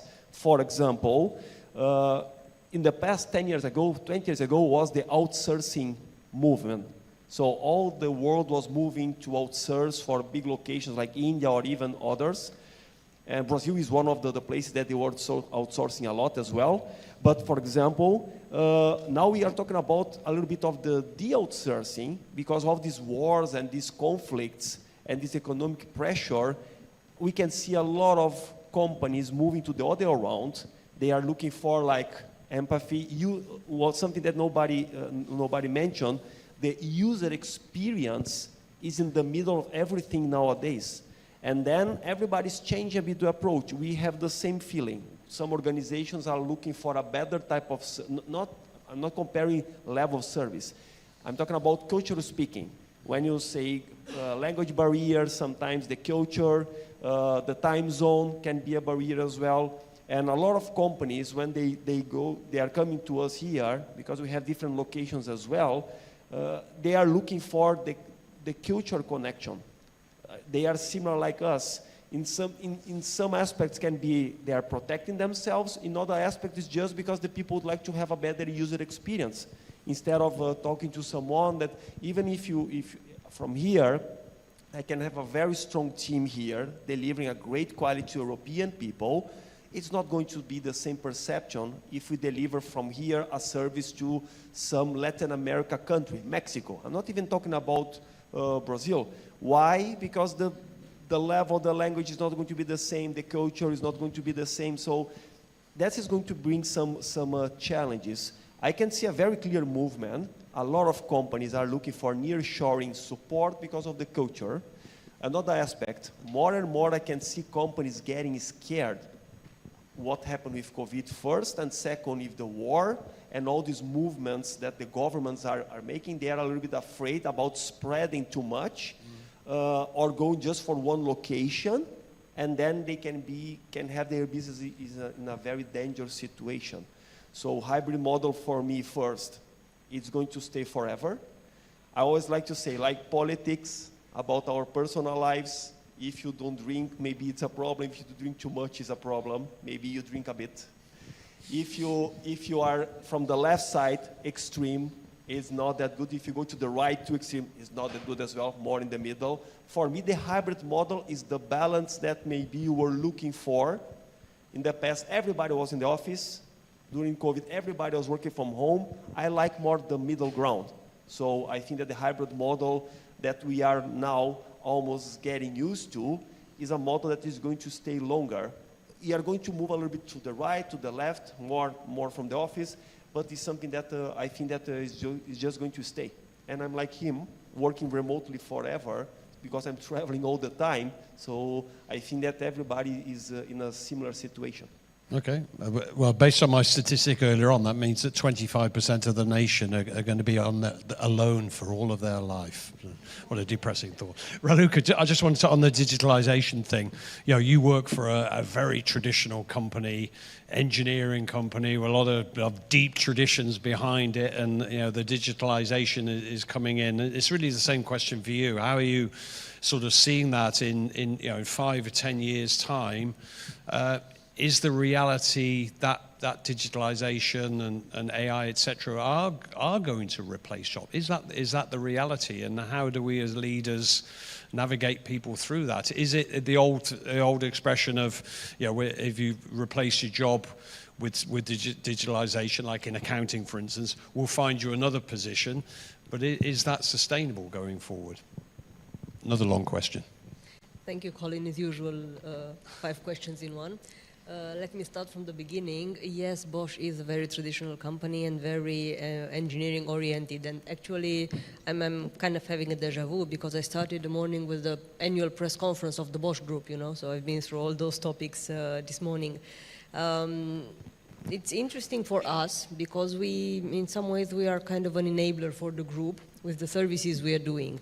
So we see things like, for example, the whole electrification, the whole transformation of the automotive industry, the mobility industry, that of course is bringing with it some quite significant digitalization, and especially when it comes to leaders used to perfection in manufacturing, when you come with this kind of challenge, is not easy to do.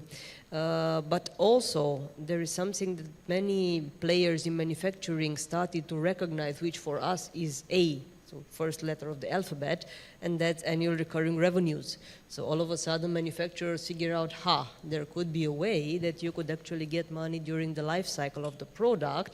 There's some strange thing called service, which requires some strange things called digital service, and so on. So I think we are going to see a lot in that topic, and we are quite actively driving that part.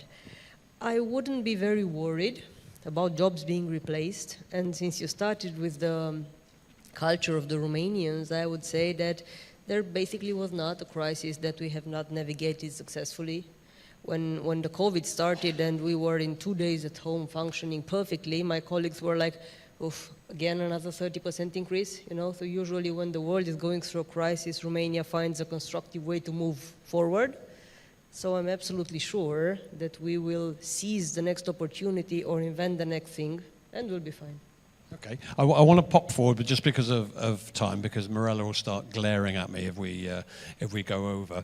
But I just want to touch on well, we talked about trends. The latest trend, of course, is sustainability, well-being, etc. And I want to sort of, Irina, I want to come to you on this. I want to sort of I use the word authenticity of this, and I want to sort of get a feel for where we can go on it. I'll give you an example. I was sat there horrified this morning because I've got this big yellow trash thing, and I meticulously put all my plastic but I actually wash it as well first before it goes in there, by the way, ladies and gentlemen. So I'm a very good boy, and I fill it up, and I'm very proud of that.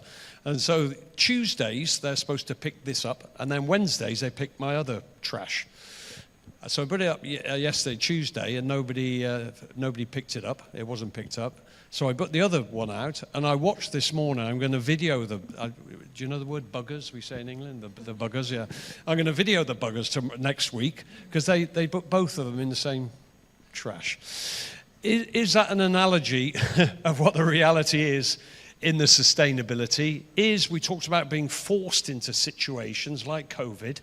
Is the only way to force sustainability is legislation and how that's from a broader perspective, but how do we manage it within companies to not just impose it but encourage it and have it come from within? I mentioned young people.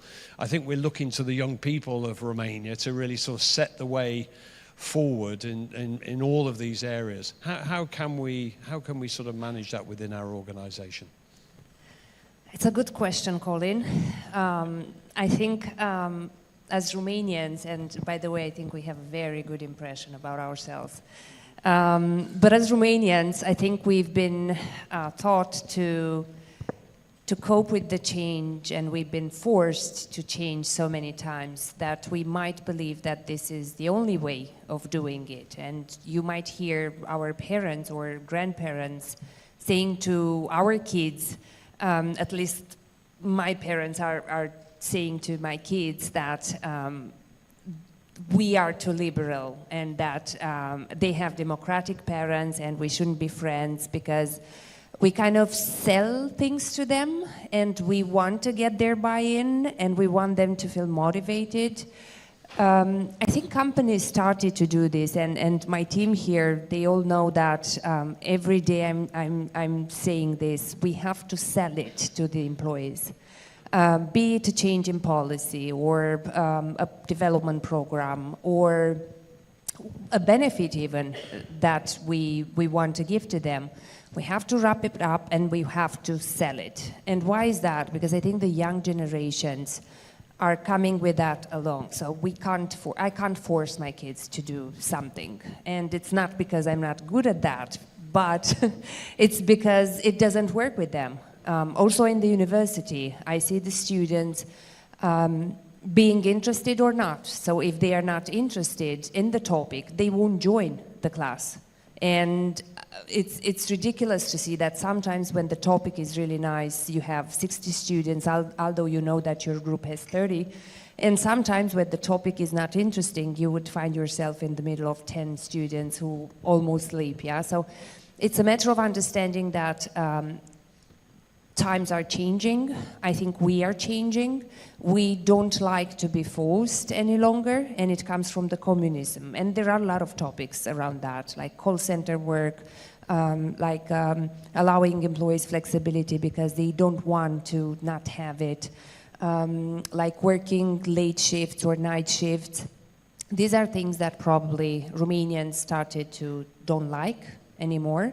And I think it's also a good time to change, because I would use the term hybrid associated with flexibility in all the ways possible, yeah? Starting from solutions, customers, culture, way of working, anything that we can flexibilize and use in a hybrid way, I think it's more than welcome, because this will drive the change. Andrea, can I come to you, if I may, just on the on this definition of sustainability and well-being? Is it still a little bit ambiguous? Are people sort of doing it just for the sake of it, or is there a real sort of, where are we? Where are you with your organisation on that? And are you being influenced by younger people now? Are they walking into your office? Probably not, but are they walking into your office and said, hey, you're not using a recyclable this or whatever? Is there that influence from within, or people kind of like the trends I mentioned earlier, kind of like, okay, it'll go away, the emphasis on this will go away sometime and we'll be back to as we were? There's 3 questions in there. I'm terrible at this job, aren't I? Morella, why did you choose me to be a moderator? Andrea. So I think the younger generation is far more interested in environment than our generation was, whether we like it or not. They are way more connected, probably because social media talks about it more than the TV used to talk about it when we were younger. Could be one reason, or they're simply more aware. Whatever reason, our employees seem more interested in the topic, like genuinely interested in the topic than we used to be when I started my career. So that helps. I think to your example, I was thinking while you were talking, I remembered a similar one with the Bucharest airport, where they have a very, very well signaled selective garbage. And then if you stay there long enough, you can see the guys collecting the garbage. They take all of them into one bin. So then you do a really good job in putting your garbage in a selective way, and then they put it all together. I was actually, just to interrupt that, I was in Munich airport with those the 3 bins, and I saw them do this. So they opened up, all 3 opened at the same time. It was actually 1 bag. Yeah. It was only, so it wasn't 3 bags put into the same, it was actually 1 bag, and they pulled it out.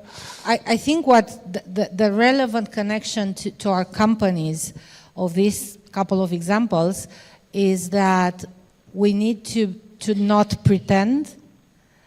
I mean, we all have policies and we do things for the environment, especially if we are global brands. I bet we all have like a global person responsible for the environment and so on. And I think what's important is do real things and create opportunities for people to do real actions, not just pretend or put values on a website, but create real things for people and real opportunities for people to do things that really appeal to them, and they feel like they really contribute, whatever that is, whatever makes sense for wherever your office is, right? Because it doesn't apply everywhere. Yeah. So I think for me is not pretend, is the trick. Really do real things, real actions, even if they are small, but people feel like they really contribute. Okay, And be it feels consistent real with to it. them. Be consistent with it, I guess. A bit like me with when I first was washing all the bottles and plastic and everything. It was a pain in the ass. Sorry, it's my language again. It was a pain in the ass doing it, and then I did it after the third time. It kind of became the norm, and I realised myself I've got to be disciplined and I guess consistency is the magical word that's been with us for many years. We're coming to the last few minutes. There was a couple of subjects, but one I wanted to touch on. And then I maybe ask for everybody, if there aren't any questions, just a little snippet of advice on leadership for our audience. So think about a little bit of advice, just one thing. But Sylvia, I want to sort of come to you on this. You're in recruitment, a challenging task. I guess the interview is not like it used to be in the old days. I remember going through like 6 or 7 interviews, and when you got offered the job, there was this sense of achievement and also a sense of commitment and loyalty to that job, because it's like an examination sort of thing, and you'd gone so far that when you were given it, it kind of set the scene when you went into that organization. Now it's been challenging. I guess it became a bit of an employees market in many ways. Now we have the situation where there's a great sort of number of talent going to overseas, 1.3 million in the UK, Italy, Spain. I know there's equally high numbers. How are we going to manage that going forward? Are we going to, because we all look down the line, you're all working for big organizations. You want them to invest more in Romania because the talent is here, it's now proven. But if the talent isn't there in terms of that capacity, what's in store for the business services industry? What a gloomy question that was, wasn't it? What a gloomy. And you're going to make it a bright answer, I'm sure. It's a tough question because indeed it's tough to find talents today. But I think that if we search for the right mix between competencies, soft skills, and people that they are naturally to the company values, we can find a good fit for the company and someone that stays within the company for a long time. So it's very important to adapt our recruitment processes, not to search a certain type of profile. And we actually teach our leaders how to identify and choose the right candidate. Because the job description, I think there are, if we look on LinkedIn, now for the same position, the job description is completely different. It's completely done based on the company needs. That's why in the recruitment process, we have to be able to adapt our needs from the candidates and search for that, for the best fit. Okay, Alex, coming to you on this, is things changing where, because I do see Romanian CVs, by the way, so impressive. The qualifications, and then I see that the job they're doing, I'm thinking, wow, you should be a brain surgeon with those qualifications. So there is a very high level of qualifications here.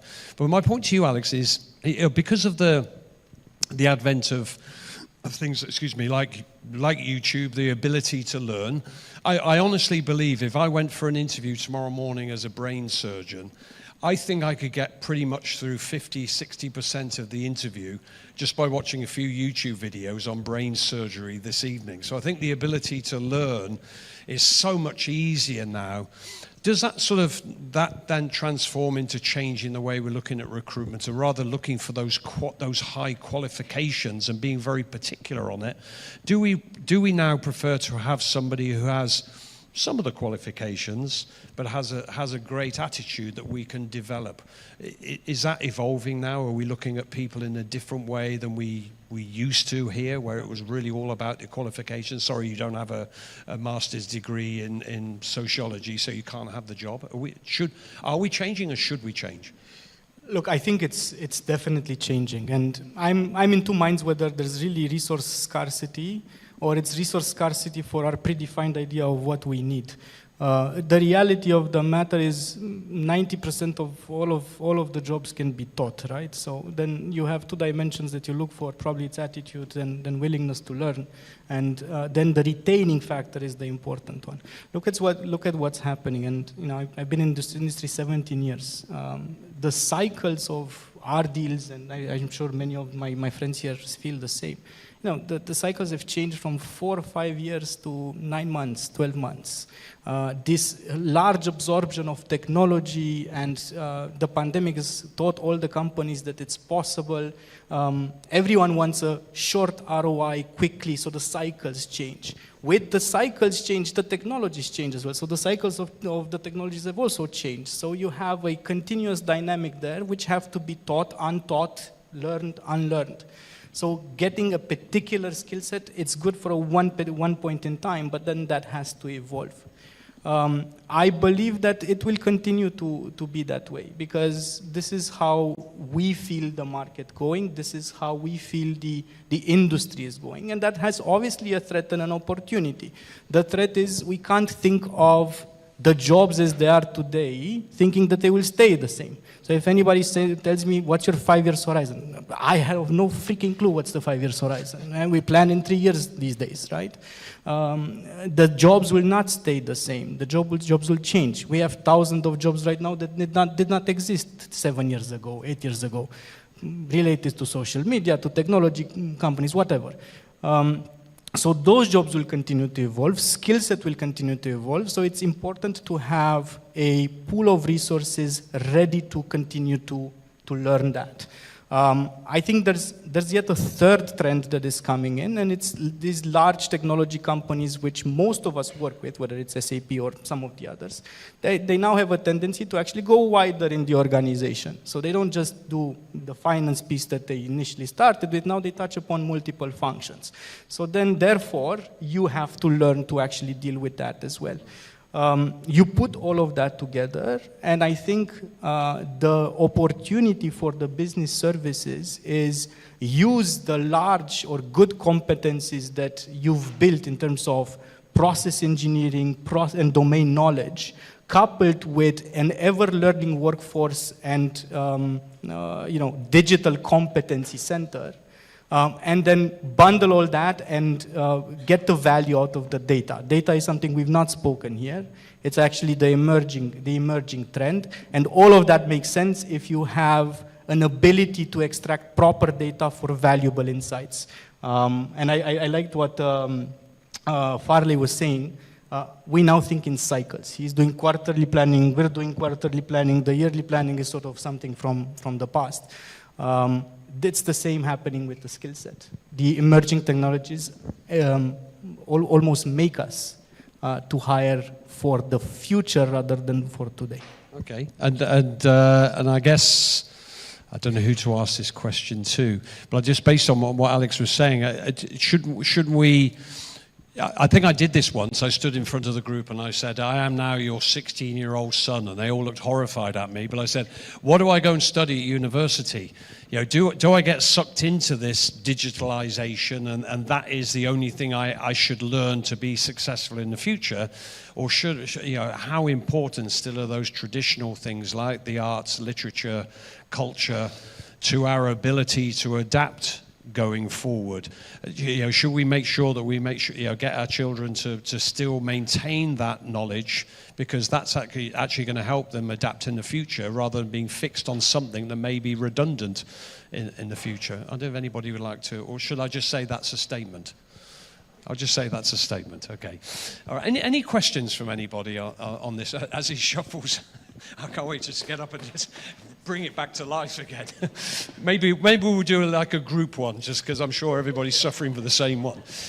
Yes, sir. I'll come over to you and I'll bring the microphone, because then I can move. Oh, God, there's paradise. If you just say who you are and then... Yes, hello, Livio Chișanu on behalf of Société Générale Global Solution Center. First statement, if I may, and then the question. I'm very happy to see two things in the today panel. First of all, not that many expats. 5-8 years ago, it was mainly expats and some Romanian managers. Now the trends are a bit changing. And I am also happy to see two faces that I know that are from Iași, and I discovered a person from Timișoara, which was not very obvious to have regional managers having positions at local level, and maybe some of you also have global roles. So it's, I think, part of the evolution where we need to bring this market. My question to you as leaders was, you have catched almost all the topics, even a bit of data in AI. I work in IT, so the majority of you are working more in shared service centers. I think some of you also manage IT teams, or maybe not. I don't know very well all of you.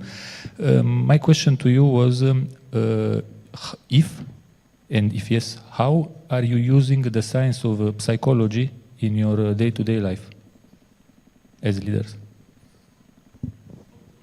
Somebody asked a question that was longer than one of mine. So, Andrea, you've got the microphone in your hand there. Psychology. Robert Cialdini. Everybody read Robert Cialdini, The Psychology of Persuasion.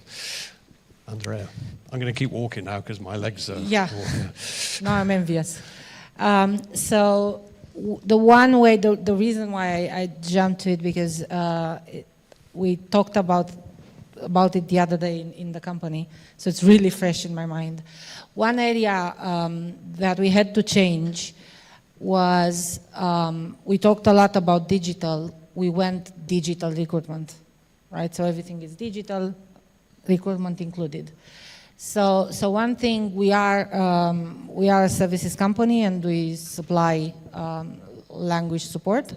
So one area where we started to go digital is in language testing and personality testing. So that's, we actually created a partnership, and we are doing that really psychology driven, if you want, fitness testing in a digital way. So that's one way where we really integrated psychology, science, if I can call it like that, into the way we work and into the digital.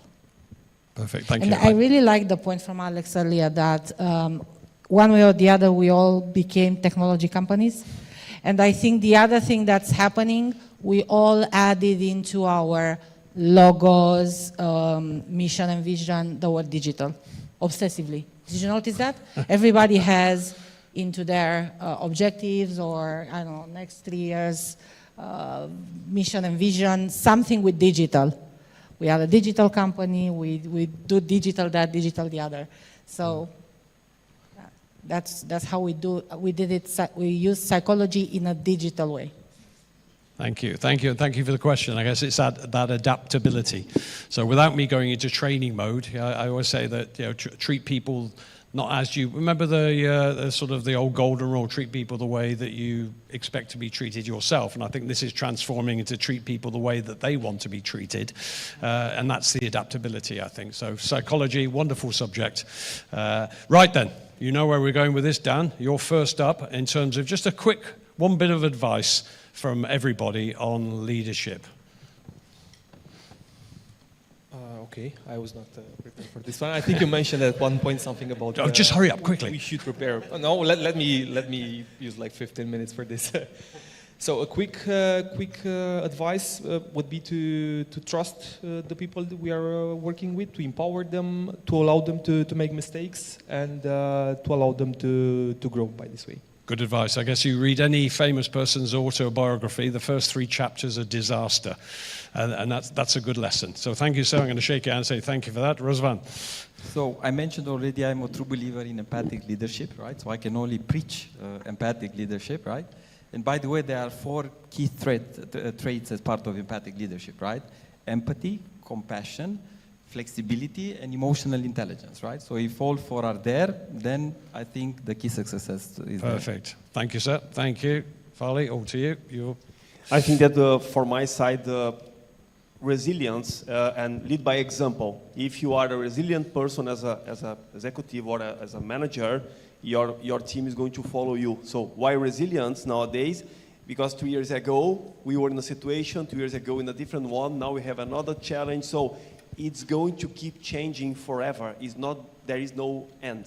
So resilience, and if you keep that in mind, and your team is going to see that resilience on you, they are going to follow you. Thank you, sir. Thank you. Shake your hand. Andrea? So I think the most important lesson we all learned is that change is here to stay, and it's part of life. And I think it's, instead of fighting it, and you were talking about how do we react to all these changes, are robots going to take our jobs? I think just assess your environment and adjust to what's happening around you. Really don't get stuck in your ways. Okay, good stuff. Like a flower just growing to its environment. Thank you very much. Irina. So I agree with everything that has been said. You can't say that. and you got the tough job. You're right at the end here. So I think my advice would be, with all this digitalization and artificial intelligence and everything, stay human.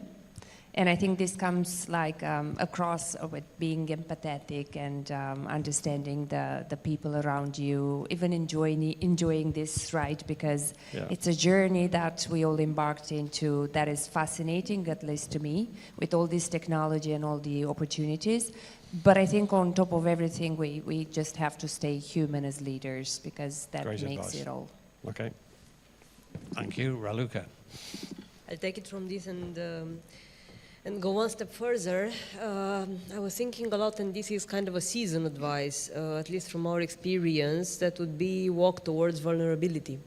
Because what we have seen in the last years is that we have a lot of people actually hurt, but by everything that happened, you know, by all the uncertainty and all the anxiety that they didn't maybe have a chance to express, also a lot of personal loss, and many of them, especially the young ones, do not know how to go there.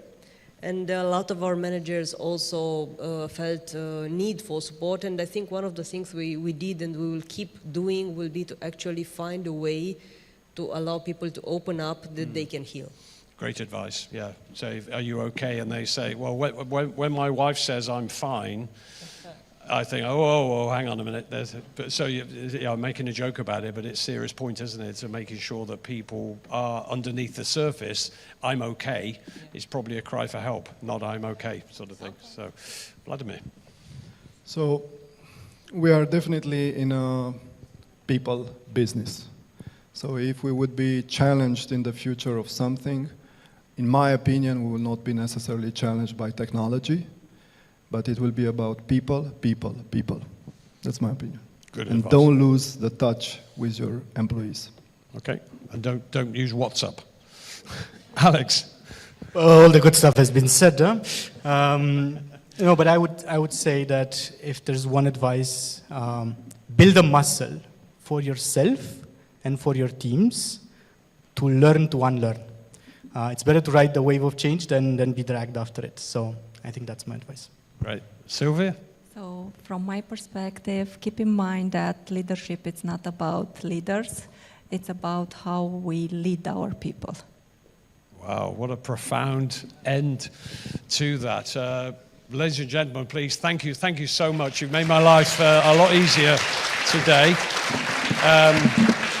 So we're going to go outside and do a bit of networking. I always say, get at least 5 cards each, and meet some new people. And then, Mirella, I'm going to hand over to the boss. When do you want everybody back in the room? And say it with authority.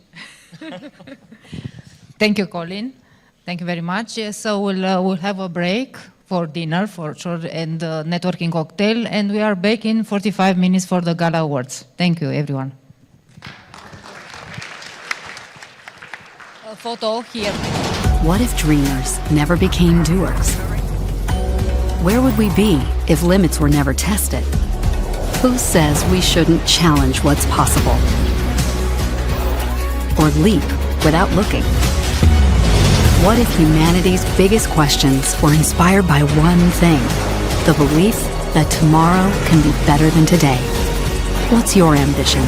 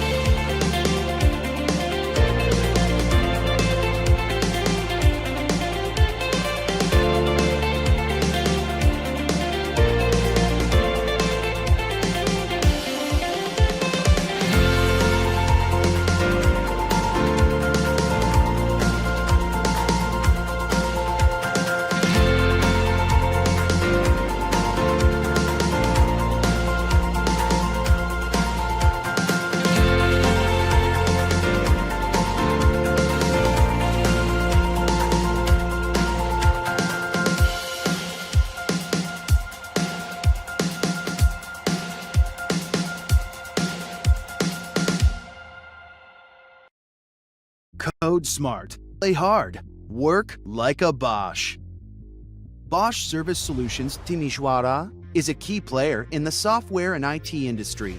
Let's shape the future together in the areas of software development, automation and data engineering, software IT operations, project management. At Bosch, we grow, enjoy, and inspire each other while we are on a mission to deliver services that make life safer, more convenient, and more efficient. Software development, like a Bosch, means the digital transformation of engaging machines, humans, and data through our coding skills and AI/OT resources. Our teams deliver web app software and embedded software flavored with quality. We like to play with the latest technologies. Automation and data engineering, like a Bosch, slick, fast, precise, and robotic. Through robotic process automation and cross-platform data analysis, we eliminate boring and repetitive tasks, performing them at a better quality and with greater speed. We drive IT operations for Industry 4.0 to manufacture like a Bosch. Our DevOps engineers make it happen. Using the latest technologies, we ensure applications are deployed safely and timely in production environments. We are solution designers, offering consultancy, transformation, and implementation of interconnected digital services. Our agile environment enables Bosch to embrace continuous change. We are the voice of experience and best practices. Join us. Enjoy the rewards that make it all worthwhile. Flex time possibility, home office, medical subscription, business accounts for training platforms, flexible benefits, and more. Bosch Service Solutions is your bulletproof jacket for the new technology era. Trust us, we code and deploy the future. Work like a Bosch.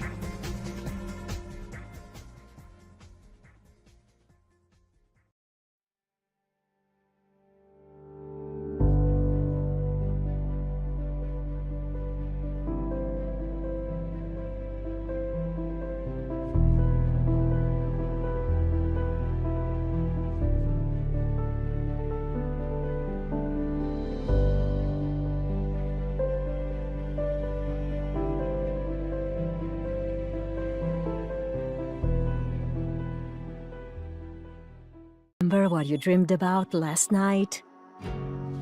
There are people who never remember and even doubt if they were born with the ability to. Others manage to not just remember, but recount their dreams in rich detail. While we sleep, our subconscious takes over and invites us to think differently. Dreaming makes us a reality in a new way. Dreaming allows us to go beyond it. And isn't that what life is about? Dreaming and realizing? It's about daydreaming. Dreaming big, but also paying attention to small dreams. They have power too. Dream and make the unimaginable possible. We know very well the power of dreams, of daring and innovating, acting with the opportunities that no one else sees. We use technology as connection that transforms companies and especially transforms people. Because at the end of the day, it's all about relationships. Through digital transformation, we see new possibilities to rewrite the future and boost our clients' market leadership. Digital transformation is like that one dream that changes everything for the better. It is the one dream that breaks the barriers of our imagination, that transforms cultures, behaviors, everyday life, that awakens us, that pushes us to act. Are you ready to dream big with us? Go higher than ever before? We are more than 30,000 brilliant minds in 41 countries and 5 continents. We are the protagonists of the largest digital transformation movement in the world. We are here to revolutionize, inspire, question, advance, and above all, co-create. May the unthinkable become more and more possible when we dream together. Stefanini, co-creating solutions for a better future.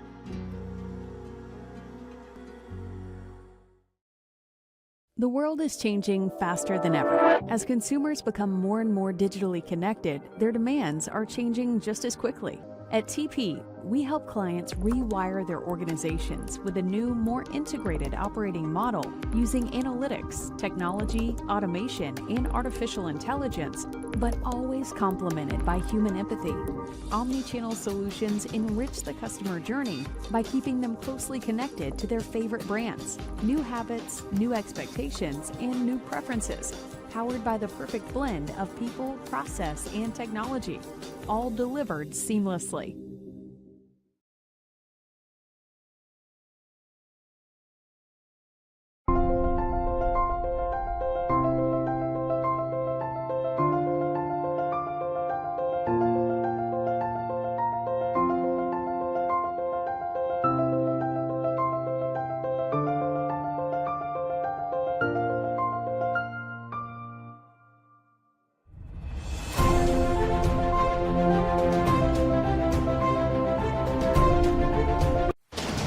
What if dreamers never became doers? Where would we be if limits were never tested? Who says we shouldn't challenge what's possible? Or leap without looking? What if humanity's biggest questions were inspired by one thing? The belief that tomorrow can be better than today. What's your ambition?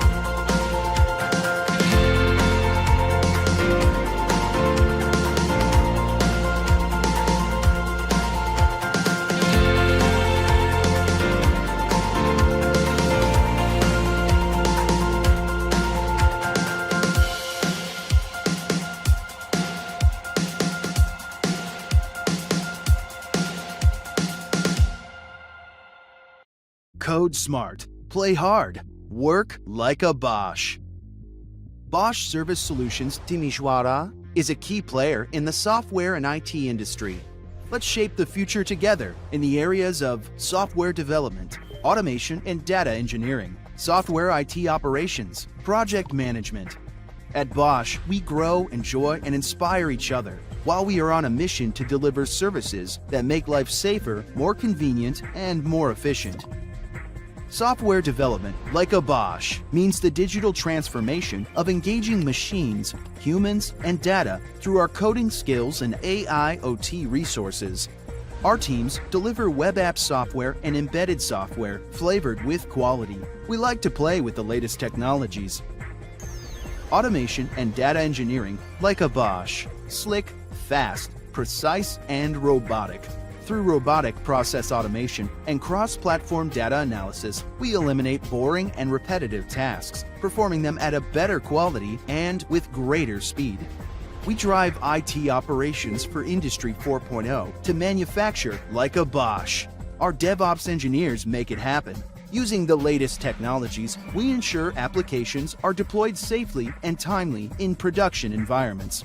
We are solution designers, offering consultancy, transformation, and implementation of interconnected digital services. Our agile environment enables Bosch to embrace continuous change. We are the voice of experience and best practices. Join us. Enjoy the rewards that make it all worthwhile. Flex time possibility, home office, medical subscription, business accounts for training platforms, flexible benefits, and more. Bosch Service Solutions is your bulletproof jacket for the new technology era. Trust us, we code and deploy the future. Work like a Bosch.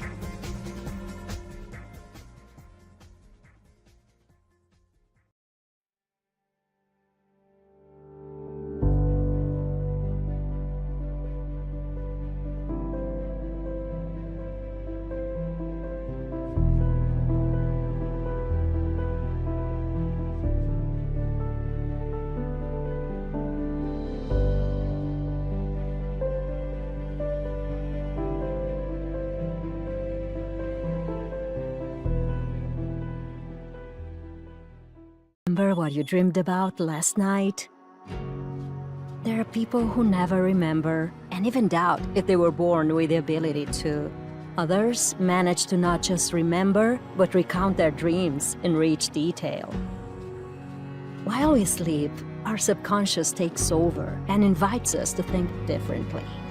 Dreaming makes us a reality in a new way. Dreaming allows us to go beyond it. And isn't that what life is about? Dreaming and realizing? It's about daydreaming, dreaming big, but also paying attention to small dreams.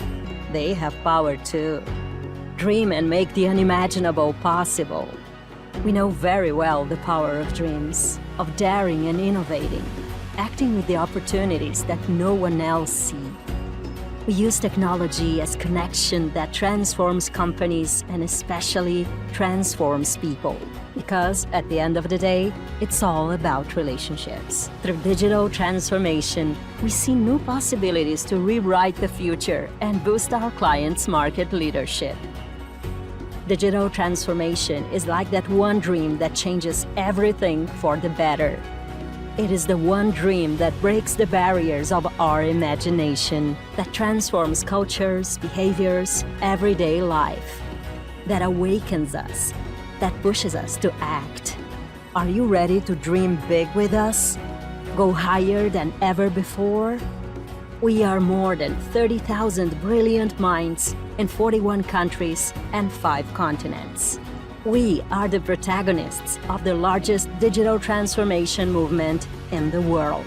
We are here to revolutionize, inspire, question, advance, and above all, co-create. May the unthinkable become more and more possible when we dream together. Stefanini, co-creating solutions for a better future.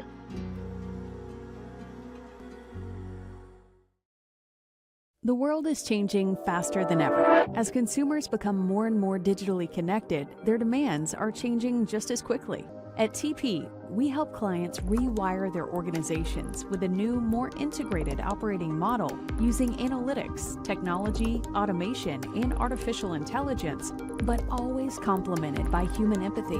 Omnichannel solutions enrich the customer journey by keeping them closely connected to their favorite brands, new habits, new expectations, and new preferences, powered by the perfect blend of people, process, and technology, all delivered seamlessly.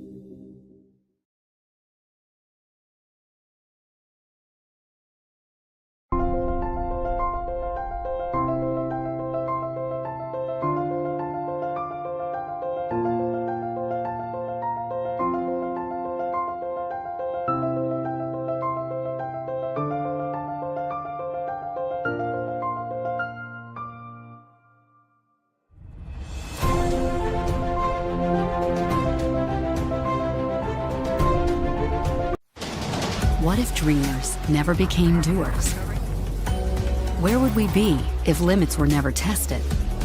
Who says we shouldn't challenge what's possible? Or leap without looking? What if humanity's biggest questions were inspired by one thing?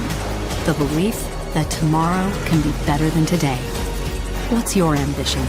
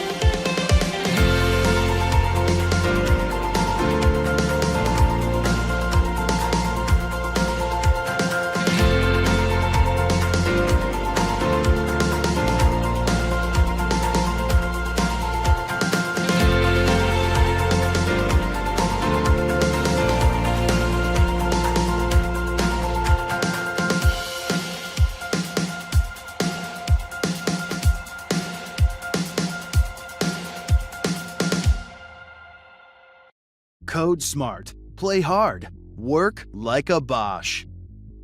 Bosch Service Solutions Timișoara is a key player in the software and IT industry. Let's shape the future together in the areas of software development, automation and data engineering, software IT operations, project management. At Bosch, we grow, enjoy, and inspire each other while we are on a mission to deliver services that make life safer, more convenient, and more efficient. Software development, like a Bosch, means the digital transformation of engaging machines, humans, and data through our coding skills and AI/OT resources. Our teams deliver web app software and embedded software flavored with quality. We like to play with the latest technologies. Automation and data engineering, like a Bosch, slick, fast, precise, and robotic. Through robotic process automation and cross-platform data analysis, we eliminate boring and repetitive tasks, performing them at a better quality and with greater speed. We drive IT operations for Industry 4.0 to manufacture like a Bosch. Our DevOps engineers make it happen. Using the latest technologies, we ensure applications are deployed safely and timely in production environments. We are solution designers, offering consultancy, transformation, and implementation of interconnected digital services. Our agile environment enables Bosch to embrace continuous change. We are the voice of experience and best practices. Join us. Enjoy the rewards that make it all worthwhile. Flex time possibility, home office, medical subscription, business accounts for training platforms, flexible benefits, and more. Bosch Service Solutions is your bulletproof jacket for the new technology era. Trust us, we code and deploy the future. Work like a Bosch.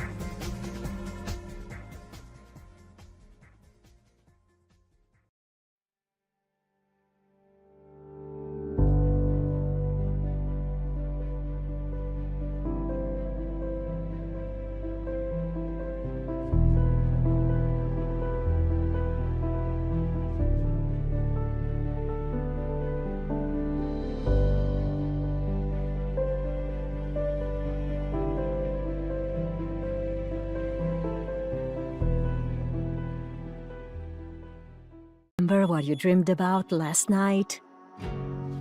There are people who never remember and even doubt if they were born with the ability to. Others manage to not just remember, but recount their dreams in rich detail. While we sleep, our subconscious takes over and invites us to think differently. Dreaming makes us a reality in a new way. Dreaming allows us to go beyond it. And isn't that what life is about? Dreaming and realizing? It's about daydreaming, dreaming big, but also paying attention to small dreams. They have power too. Dream and make the unimaginable possible. We know very well the power of dreams, of daring and innovating, acting with the opportunities that no one else sees. We use technology as connection that transforms companies and especially transforms people. Because at the end of the day, it's all about relationships. Through digital transformation, we see new possibilities to rewrite the future and boost our clients' market leadership. Digital transformation is like that one dream that changes everything for the better. It is the one dream that breaks the barriers of our imagination, that transforms cultures, behaviors, everyday life, that awakens us, that pushes us to act. Are you ready to dream big with us? Go higher than ever before? We are more than 30,000 brilliant minds in 41 countries and 5 continents. We are the protagonists of the largest digital transformation movement in the world.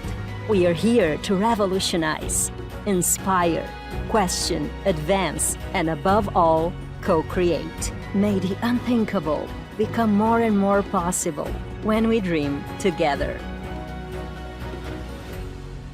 Stefanini, co-creating solutions for a better future.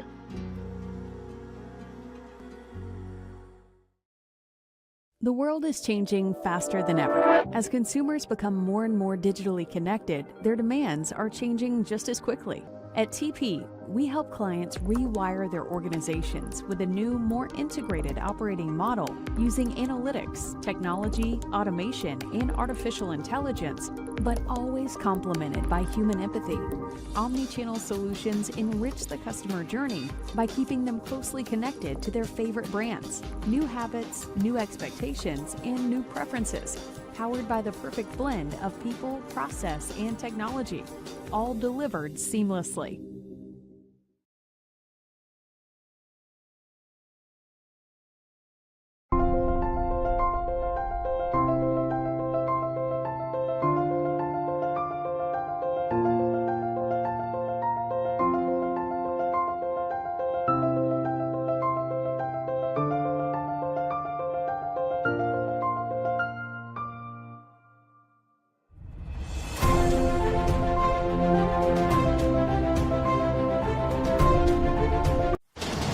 What if dreamers never became doers? Where would we be if limits were never tested? Who says we shouldn't challenge what's possible? Or leap without looking? What if humanity's biggest questions were inspired by one thing? The belief that tomorrow can be better than today. What's your ambition?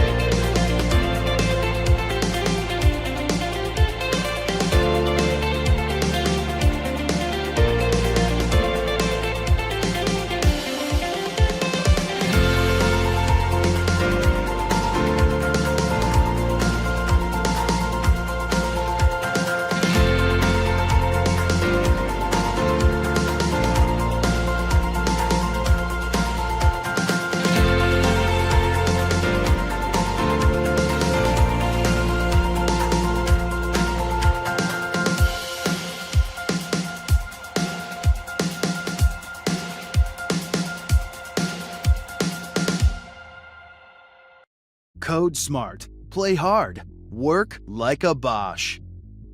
Bosch Service Solutions Timișoara is a key player in the software and IT industry. Let's shape the future together in the areas of software development, automation and data engineering, software IT operations, project management. At Bosch, we grow, enjoy, and inspire each other while we are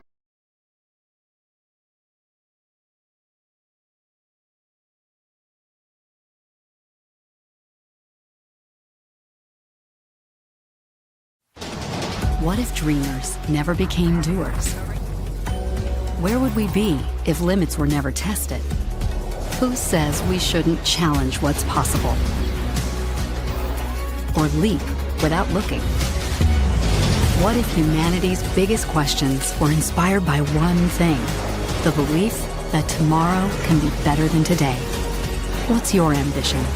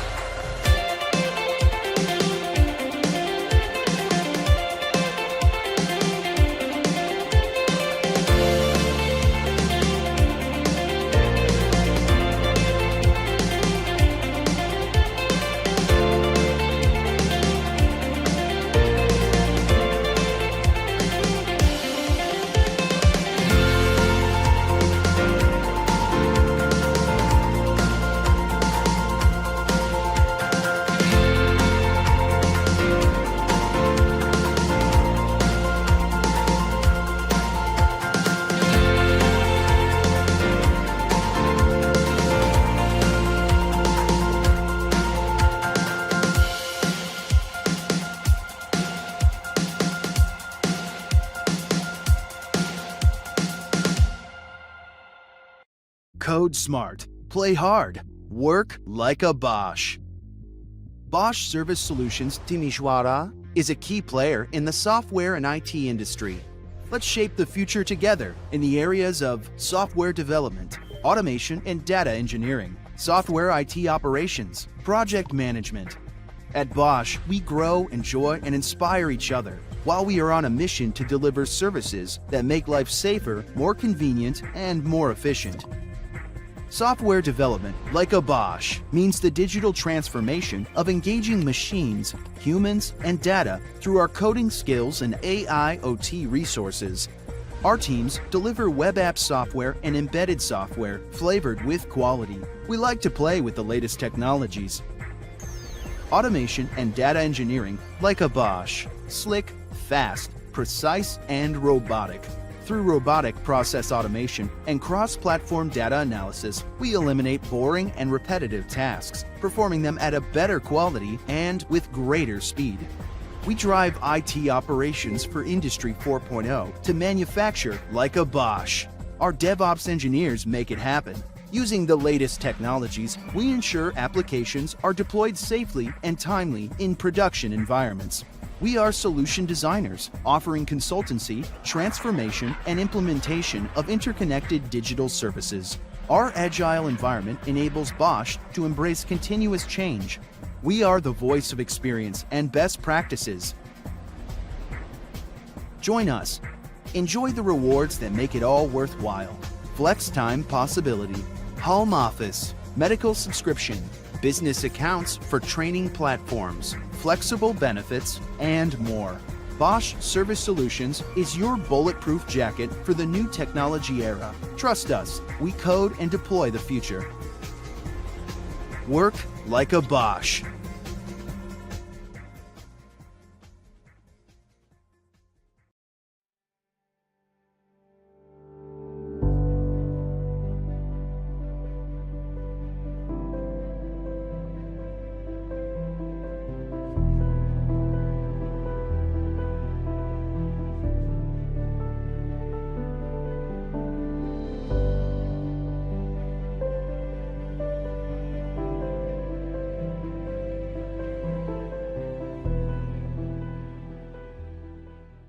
Remember what you dreamed about last night? There are people who never remember and even doubt if they were born with the ability to. Others manage to not just remember, but recount their dreams in rich detail.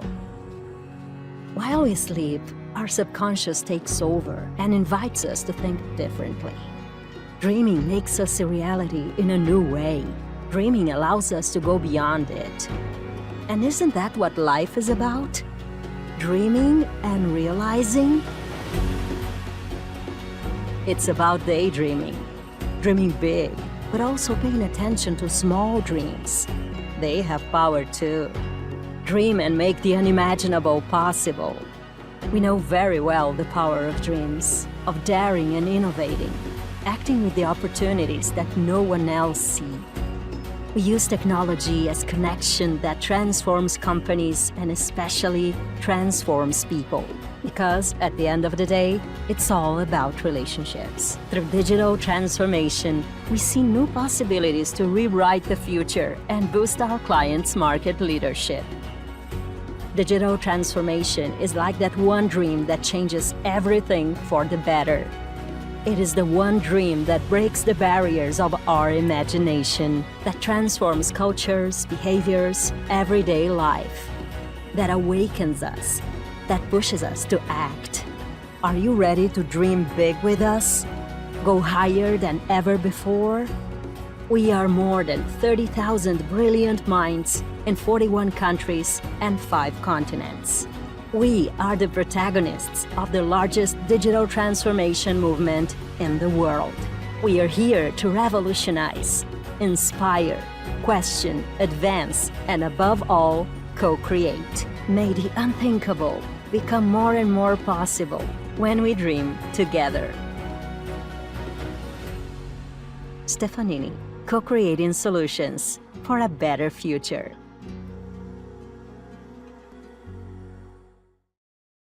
The world is changing faster than ever. As consumers become more and more digitally connected, their demands are changing just as quickly.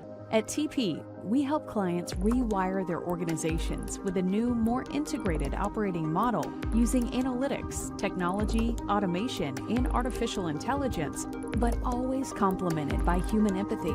Omnichannel solutions enrich the customer journey by keeping them closely connected to their favorite brands, new habits, new expectations, and new preferences, powered by the perfect blend of people, process, and technology, all delivered seamlessly.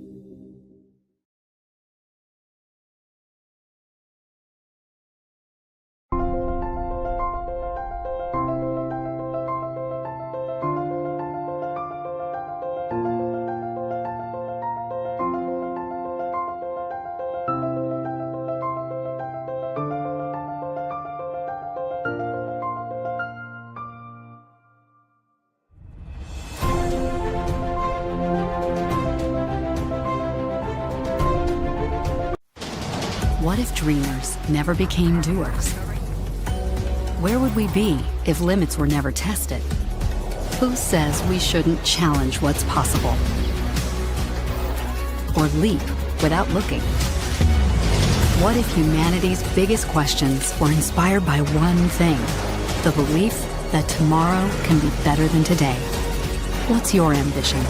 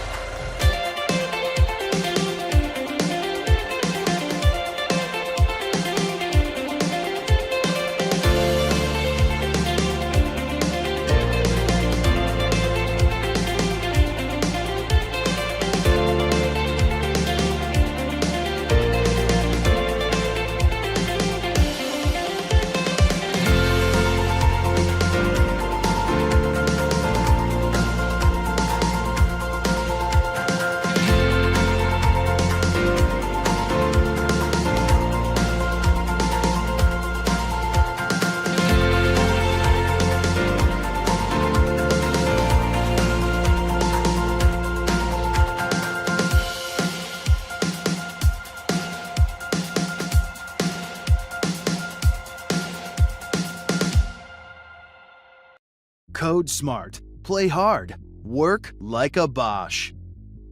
Bosch Service Solutions Timișoara is a key player in the software and IT industry. Let's shape the future together in the areas of software development, automation and data engineering, software IT operations, project management.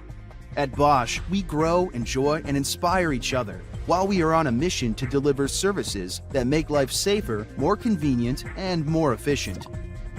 Software development, like a Bosch, means the digital transformation of engaging machines, humans, and data through our coding skills and AI/OT resources. Our teams deliver web app software and embedded software flavored with quality. We like to play with the latest technologies. Automation and data engineering, like a Bosch, slick, fast, precise, and robotic. Through robotic process automation and cross-platform data analysis, we eliminate boring and repetitive tasks, performing them at a better quality and with greater speed.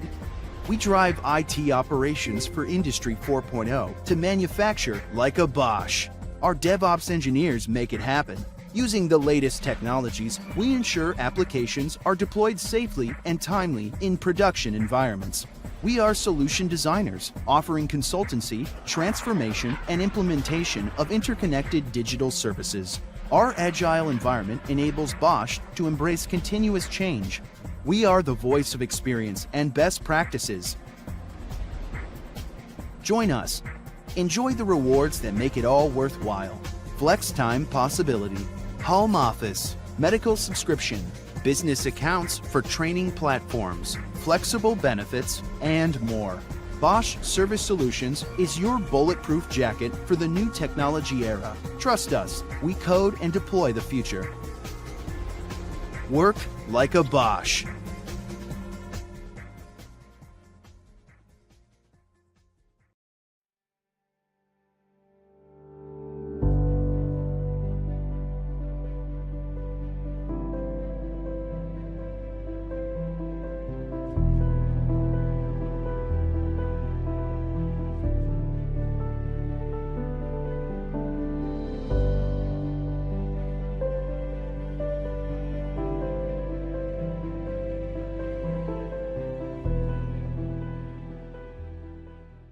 Remember what you dreamed about last night? There are people who never remember and even doubt if they were born with the ability to. Others manage to not just remember, but recount their dreams in rich detail. While we sleep, our subconscious takes over and invites us to think differently. Dreaming makes us a reality in a new way. Dreaming allows us to go beyond it. And isn't that what life is about? Dreaming and realizing? It's about daydreaming, dreaming big, but also paying attention to small dreams. They have power too. Dream and make the unimaginable possible. We know very well the power of dreams, of daring and innovating, acting with the opportunities that no one else sees. We use technology as connection that transforms companies and especially transforms people. Because at the end of the day, it's all about relationships. Through digital transformation, we see new possibilities to rewrite the future and boost our clients' market leadership. Digital transformation is like that one dream that changes everything for the better. It is the one dream that breaks the barriers of our imagination, that transforms cultures, behaviors, everyday life, that awakens us, that pushes us to act. Are you ready to dream big with us? Go higher than ever before? We are more than 30,000 brilliant minds in 41 countries and 5 continents. We are the protagonists of the largest digital transformation movement in the world. We are here to revolutionize, inspire, question, advance, and above all, co-create. May the unthinkable become more and more possible when we dream together. Stefanini, co-creating solutions for a better future.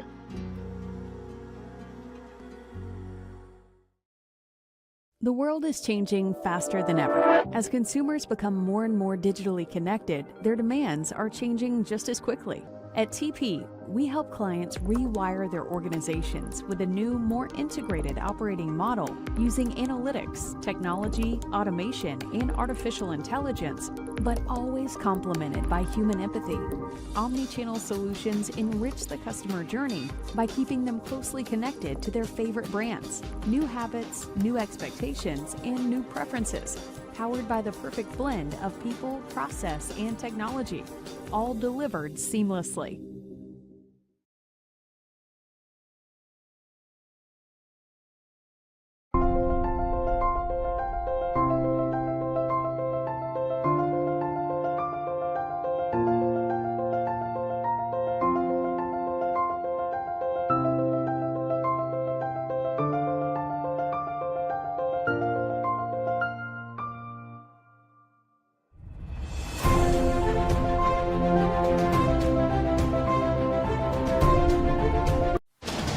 What if dreamers never became doers?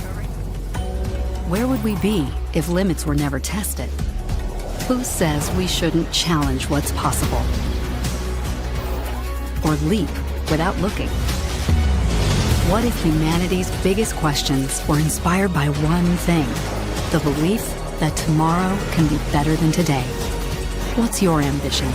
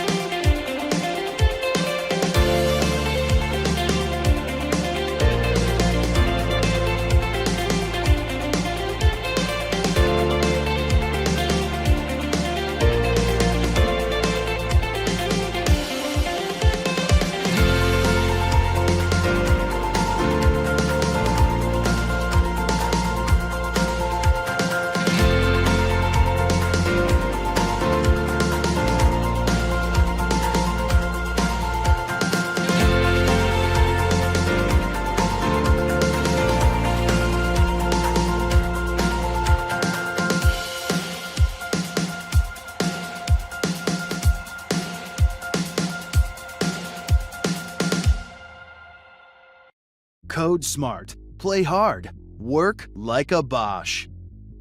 Bosch Service Solutions Timișoara is a key player in the software and IT industry. Let's shape the future together in the areas of software development, automation and data engineering, software IT operations, project management. At Bosch, we grow, enjoy, and inspire each other, while we are on a mission to deliver services that make life safer, more convenient, and more efficient. Software development, like a Bosch, means the digital transformation of engaging machines, humans, and data through our coding skills and AI/OT resources. Our teams deliver web app software and embedded software flavored with quality. We like to play with the latest technologies. Automation and data engineering, like a Bosch, slick, fast, precise, and robotic. Through robotic process automation and cross-platform data analysis, we eliminate boring and repetitive tasks, performing them at a better quality and with greater speed. We drive IT operations for Industry 4.0 to manufacture like a Bosch. Our DevOps engineers make it happen. Using the latest technologies, we ensure applications are deployed safely and timely in production environments. We are solution designers, offering consultancy, transformation, and implementation of interconnected digital services. Our agile environment enables Bosch to embrace continuous change. We are the voice of experience and best practices. Join us. Enjoy the rewards that make it all worthwhile. Flex time possibility, home office, medical subscription, business accounts for training platforms, flexible benefits, and more. Bosch Service Solutions is your bulletproof jacket for the new technology era. Trust us, we code and deploy the future. Work like a Bosch.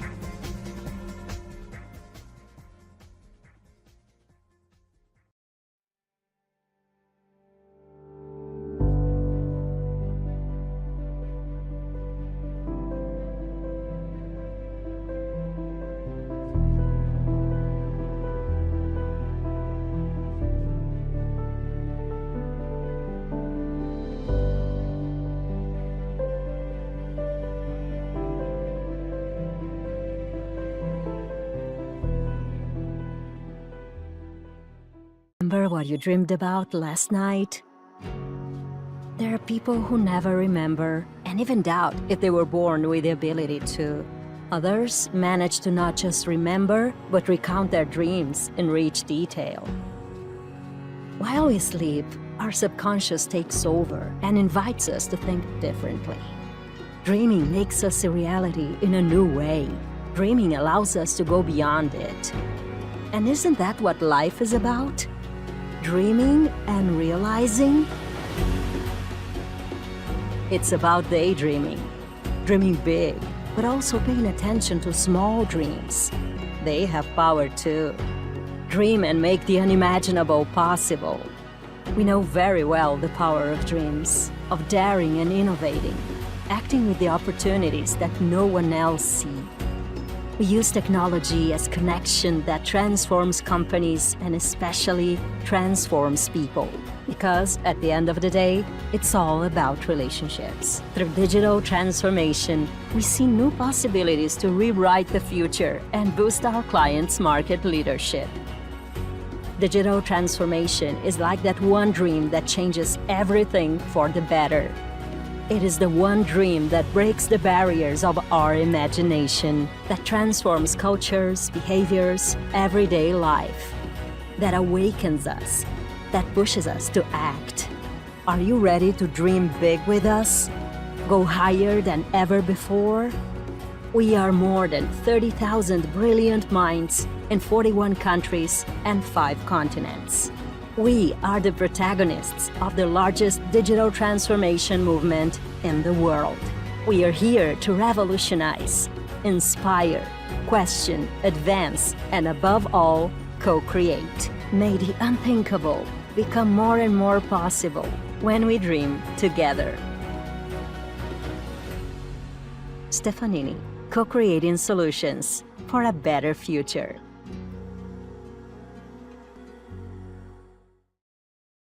The world is changing faster than ever. As consumers become more and more digitally connected, their demands are changing just as quickly. At TP, we help clients rewire their organizations with a new, more integrated operating model using analytics, technology, automation, and artificial intelligence, but always complemented by human empathy.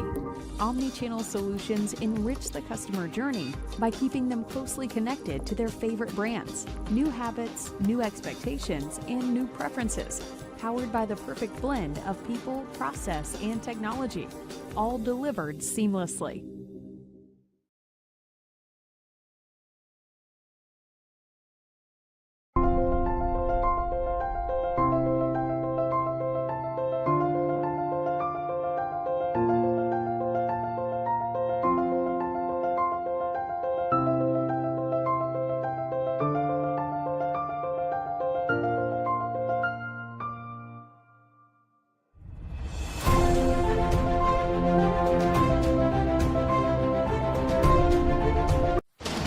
What if dreamers never became doers? Where would we be if limits were never tested? Who says we shouldn't challenge what's possible? Or leap without looking? What if humanity's biggest questions were inspired by one thing? The belief that tomorrow can be better than today. What's your ambition?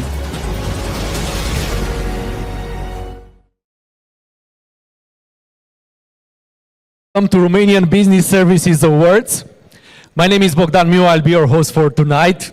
We are almost in the half-year time since diving into 2023, and the business services market leverages on the available and suitable resources and new technologies in an efficient and effective manner so far. Business services know no boundaries in the recently shaped working environment.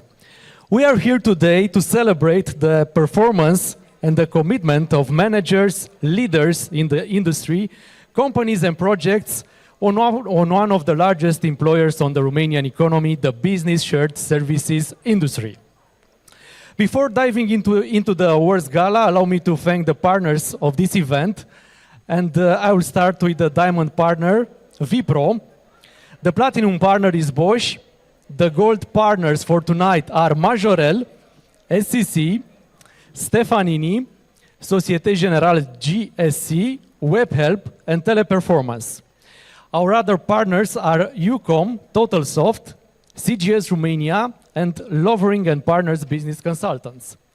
Our supporting institutions are Invest Romania, British Romanian Chamber of Commerce, and ANIS Romania.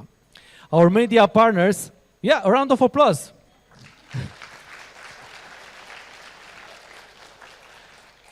And our main media partners for tonight are the Diplomat-Bucharest, Sustainability Today, Financial Intelligence, Bursa, România Durabilă, Economistul și Club Economic.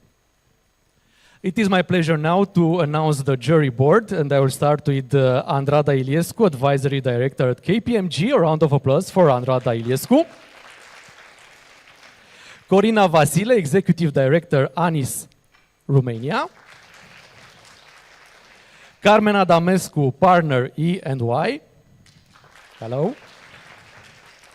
Mihaela Robu, Business Development Manager, ACCA Southeastern Europe. Andrei Romanescu, Managing Director at Vim Software. Andrei Crăciun, Head of Digital Transformation Data Analysis at West University of Timișoara. Dan Zaharia, Senior Leasing Consultant, Extend Management. Maria Butcu, Director and Leader for Business Process Solutions, Deloitte Romania. And Mr. Colin C. Lovering, Chairman of British Romanian Chamber of Commerce. So, we will have many categories to award this evening, so I invite you now to start the awarding ceremony with the first category of this evening, Most Transformed Workplace. And for this category, I will need some help, so I will invite on the stage Maria Butcu from Deloitte Romania to share with us the winner for this category. Now, let's recap the finalists for this category. And we have Cognizant Vision, we have Deutsche Telekom Services, Europe, Romania, and Stefanini. let's discover the winner. Good evening, everybody. I'm happy to see all of you this year again in this marvelous and nice space.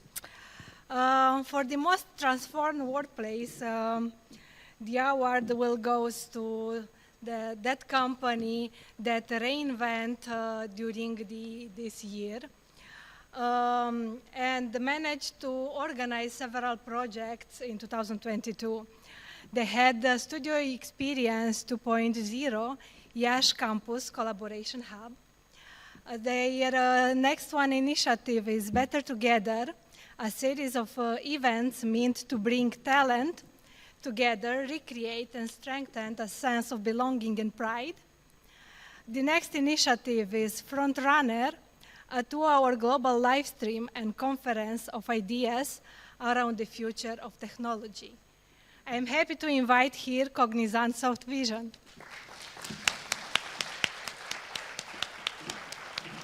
So the winner is Cognizant Soft Vision. And now Maria? Raluca Dolan, HR Director, Cognizant Soft Vision Romania, is on the stage. We are taking the official picture for this award.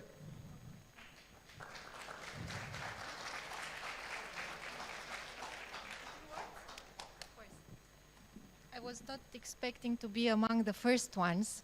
I was expecting to hear our name somewhere in, I don't know, after 7:30 p.m., so I was quite chill. Then I've seen the nominees, and I was quite chill. So thank you very much. We are really honored. And thank you to the jury.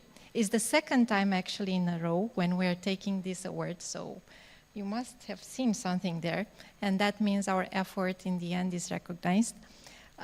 Transformation, means metamorphosis.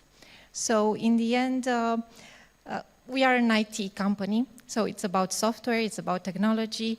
Everyone on the stage said we are digital, we transform ourselves. Well, in the end, it seems that if the employees are going to say, well, that's great, we want to remain with you, because it's about loyalty, and you talked about it. It's about feeling of belonging. The AVP we have, it's the place to be now and beyond. Trans means beyond, so that means we keep our promise. So as HR Director, I'm thrilled and honored to be here. And thank you very much. Congratulations for this award.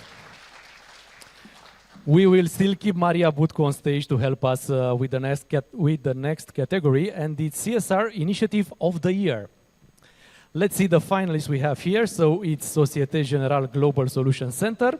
We have Vipro Technologies. We have Stefanini, Zitec, Accenture, and Valoris Center.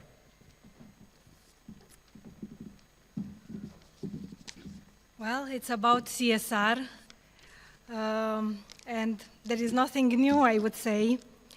The winning CSR initiative of 2022 goes to an annual initiative designed to positively impact society through the all-comprised initiative. In 2022, through this program, the company supported 15 NGOs, educational and inclusion programs. The species of program were focused on the people, as always. There were about 150,000 beneficiaries, children, adults, mainly from rural and urban areas, were helped to stay in school, to acquire new soft or digital skills. There were about 1,100 colleagues that got actively involved in becoming mentors in this special design initiative. The winner of this category is that company that emerged from European business solution company to the global one, and I am pleased to invite here Societe Generale Global Solution Center. So the winner is Societe Generale Global Solution Center. Congratulations for this award. We'll start with a picture. Thank you very much. And afterwards, we're looking forward to hear you. Wow, so yes, sorry, I ate with an appetite. So this brain is thinking now, not to this. So just let me be coherent.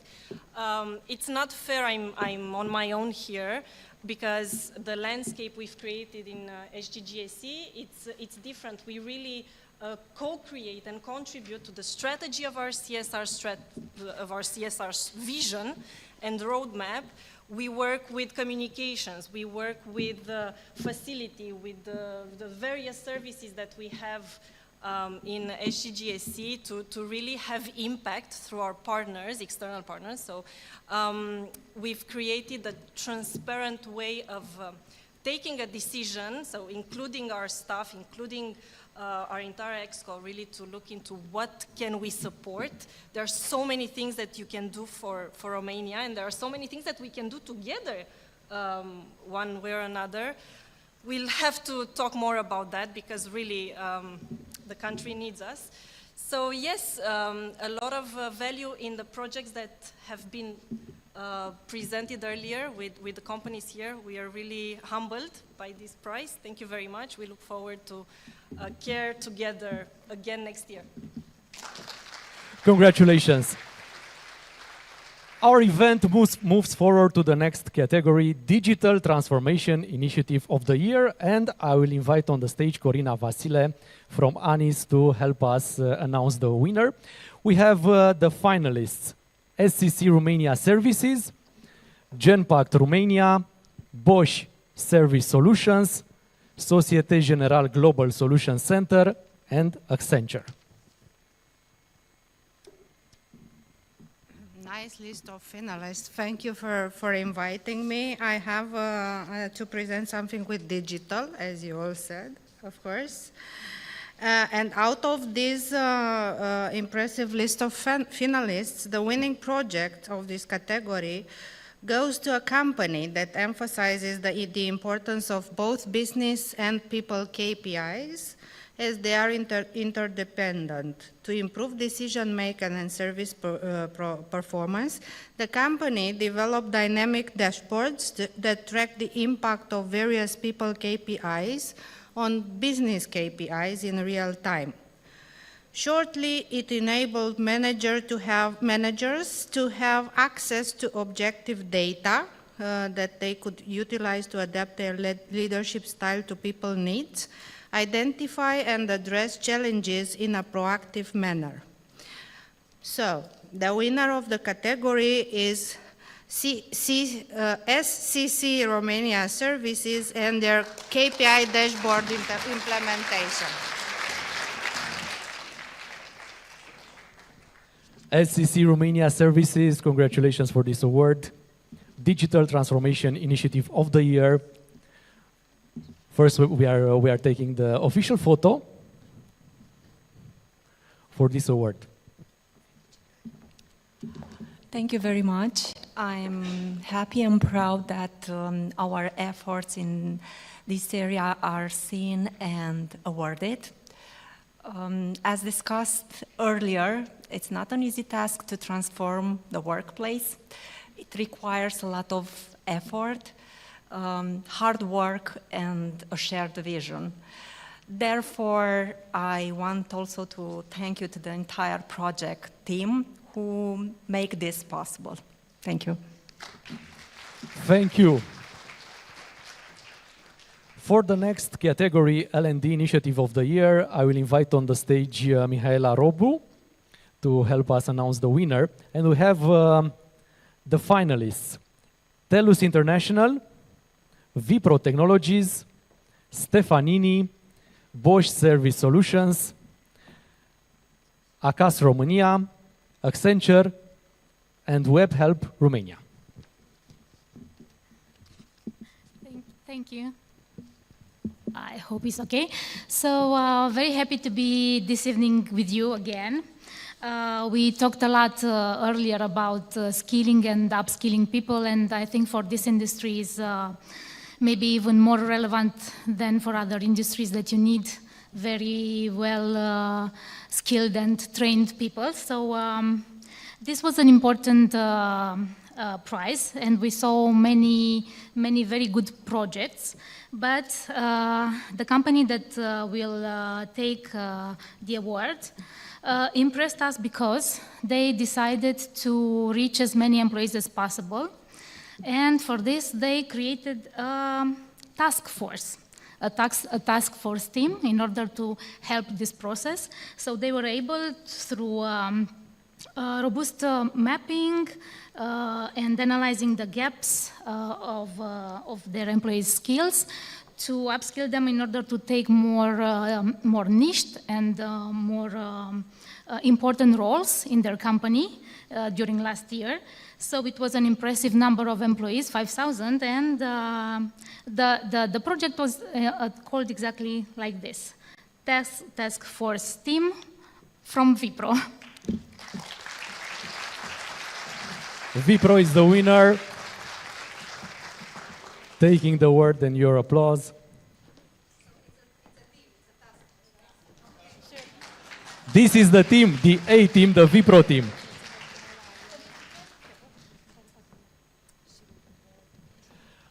Let's start with a photo, and afterwards we want to hear you.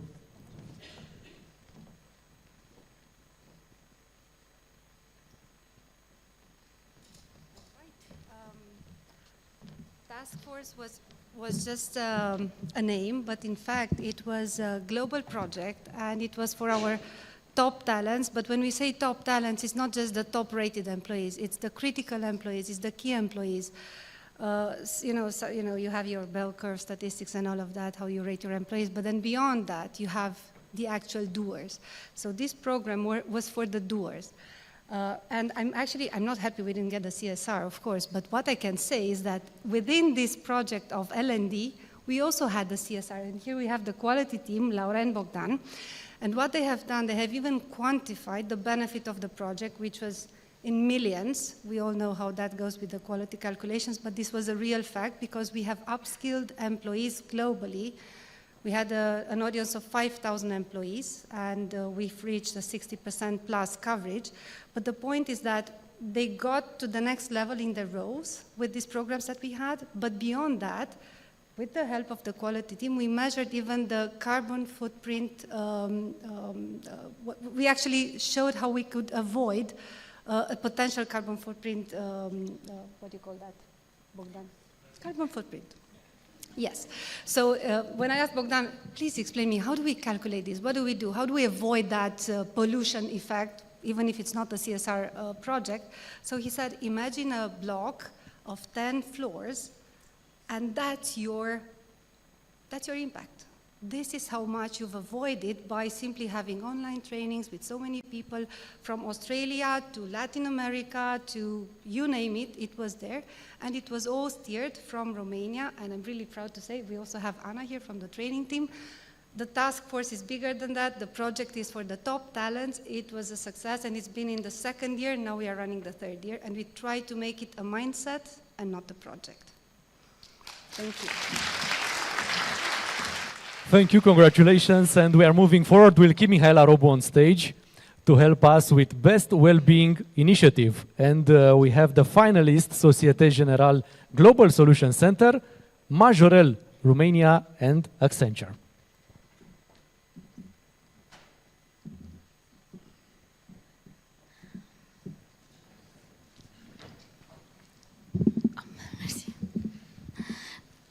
This project was again had some details that convinced us that we have a winner, because many companies, of course, put in place well-being projects, especially after the pandemic. We talked a lot about the well-being of our teams working abroad, especially. But what was interesting is that the company that will win the award decided to create, not to give people the right tools, let's say, but to implement the right behaviors in order to teach them how to say no to long working hours, to meetings during lunch break. I hate them. I have them also. So the award goes to Accenture exactly for what is your no-go. What is your no-go program? Accenture is the winner, so we are inviting on stage the Accenture representatives to take this award. Hello.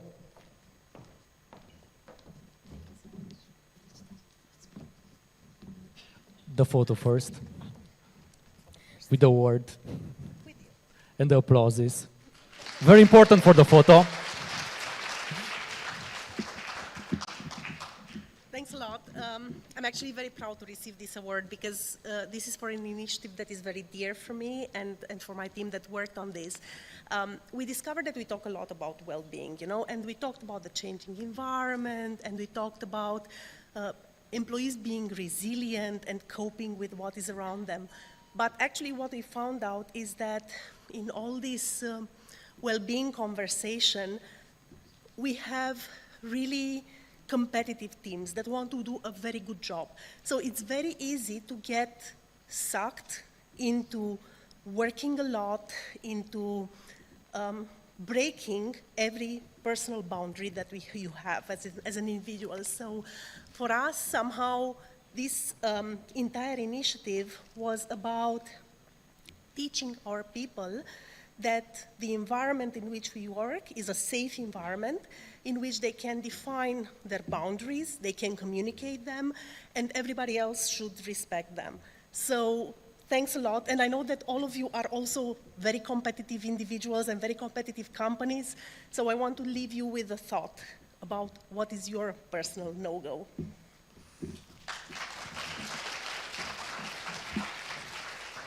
Thank you, Mihaela Robu, for helping us. I'm calling back on the stage Corina Vasile for the next category, Best Customer-Centric Initiative. We have the following finalists: SEC Romania Services, Genpact Romania, Vipro Technologies, Stefanini, Majorel, Valori Center, and WebHelp Romania. Speaking about very competitive category, tough job for the jury here. But out of all those interesting initiatives, we chose the winning one, who had the challenging task of driving digital transformation. Again, tough one, digital transformation, very tough one, customer centricity. We all know that. By co-creating a new modern service desk service with global availability, harnessing artificial intelligence, proficiency, and trigger the collaborative building of a long-term solution. The solution has now more than 1,800 users, supported in 10 languages, 5 different channels, and 45 team members managed from Romania to the rest of the globe. A new voice to IT was given, they say. So without further ado, the Best Customer-Centric Initiative Award goes to Stefanini.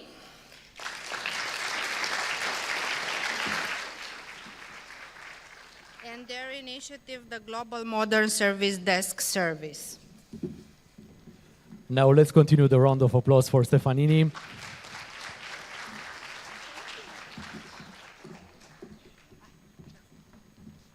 That's the official photo.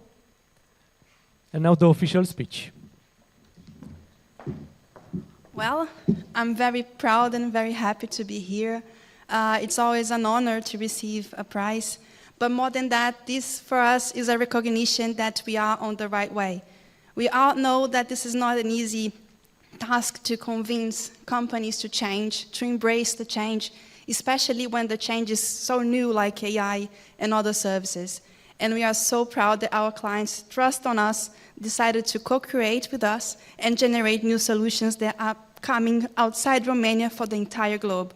So for us, this is a very interesting project that we are very proud of, and this is what makes us continue going forward. And I would like to expand this moment to also thank our entire team, because with their passion, with their expertise, we make things like this possible. Thank you. Thank you. Congratulations for you and for your team. We are moving forward, top digital transformation services provider. And for this category, I will invite Andrada Iliescu to announce the winner.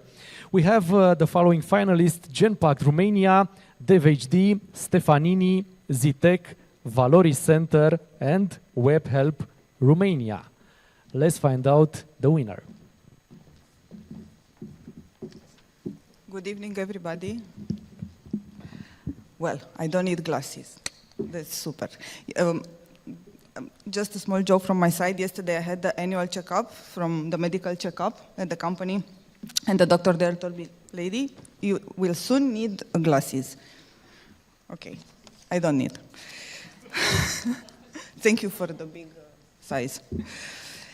So regarding the top digital transformation service provider, we all speak about digital, but they did something different. So this winning company embarked on a multifunctional transformation program with one of the largest and most innovative enterprises in, I need to read this, cloud computing, data center, and networks. Wow, yes. I wasn't able to remember those. The idea is, and I will tell you some figures because they are quite impressive. In 14 weeks, 4 waves, they transitioned more than 1,000 people. Their client was global, 355 business units, more than 40 ERPs. I'm looking forward to hear how they did it. So, Genpact, please join me here and tell us how you did it.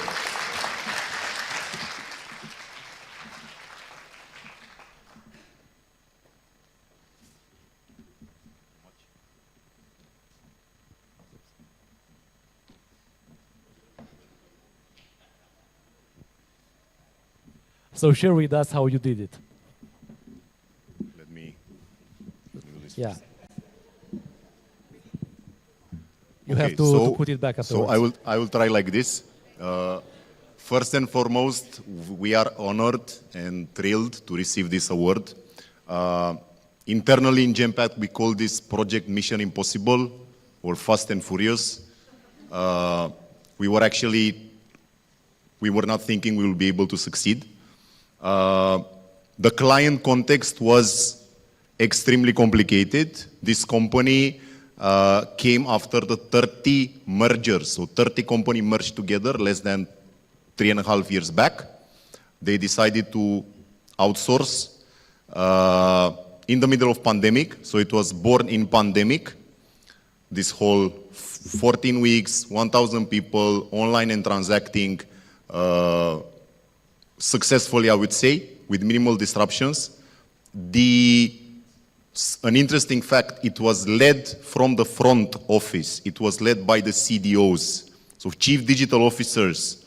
Obviously, it's a digital company, but what we have realized, typically the transformation programs are driven more from the back office functions, finance, procurement. The way they mobilized, the way they rallied, and the fact that we were able to achieve these things was because these things are driven from the front. So thank you very much, and hopefully next year we'll get another award in Genpact.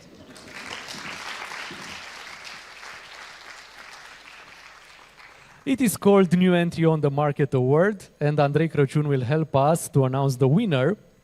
Meanwhile, I will recap the finalists, and we have the Access Group, SoftServe, and Spyrosoft Solutions. Hello, everybody. Actually, I had the question on the CEO debate, and Colin, I think, caught it wirelessly because he didn't allow me to address the question. But afterwards, I actually thought of something. The Diplomat manages event after event to gather people and companies and outstanding teams that are challenging the state of mind, that are challenging their industries. And I would like to just address the question for you to keep it and to answer when you need it. The next the 3.5 years that have passed since the start of the pandemic brought us hardships, brought us, I don't know, sometimes mergers, sometimes transformation of our activities, but also challenged us to transform ourselves, the way we are thinking, the way we are doing stuff, the ways we allow our, I don't know, employees, the way we allow the customers to interact with us. And I would like to ask you to think, if you were now 2.5 years ago, what have you been doing different? Because most of you scaled up your businesses. Most of you, I don't know, brought even stronger people, stronger personalities, stronger, I don't know, business case for your logics and developed. And that's why Romania will not be renowned from now on or from, I don't know, these days onwards, just like a best cost country. We need to tap into that innovative potential, into that skilling, reskilling, and different way of looking at challenges, because that's the way we are transforming year after year our businesses, our use cases, our way of doing stuff. I know about, and I will end with this, I know about 6 or 7 companies that moved the businesses 5 years ago outside Europe and are now moving back in Romania, but not with the low skilling paying jobs, but with the high skilling paying jobs, with the research and development, with the workflows, tapping into the digital potential. That's why we are trying to transform the way the landscaping, and that's why we will still be competitive further again along the road.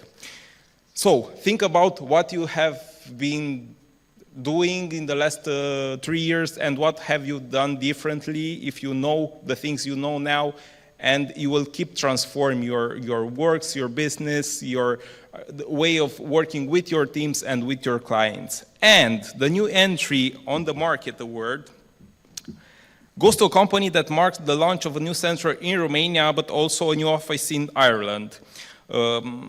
The company saw significant year-over-year pro forma revenue growth. I don't know what that is, but yeah. But on the end of the fiscal year, it had a track record of more than 50% revenue growth. So that I know that's good. It's plus, so it's all good. And the center in Romania is developed to deliver excellent in product engineering, customer support, customer success, marketing and operation, mirroring the physical representation of their ambition, brand and culture. We offer the award to the Access Group, and please tell us more.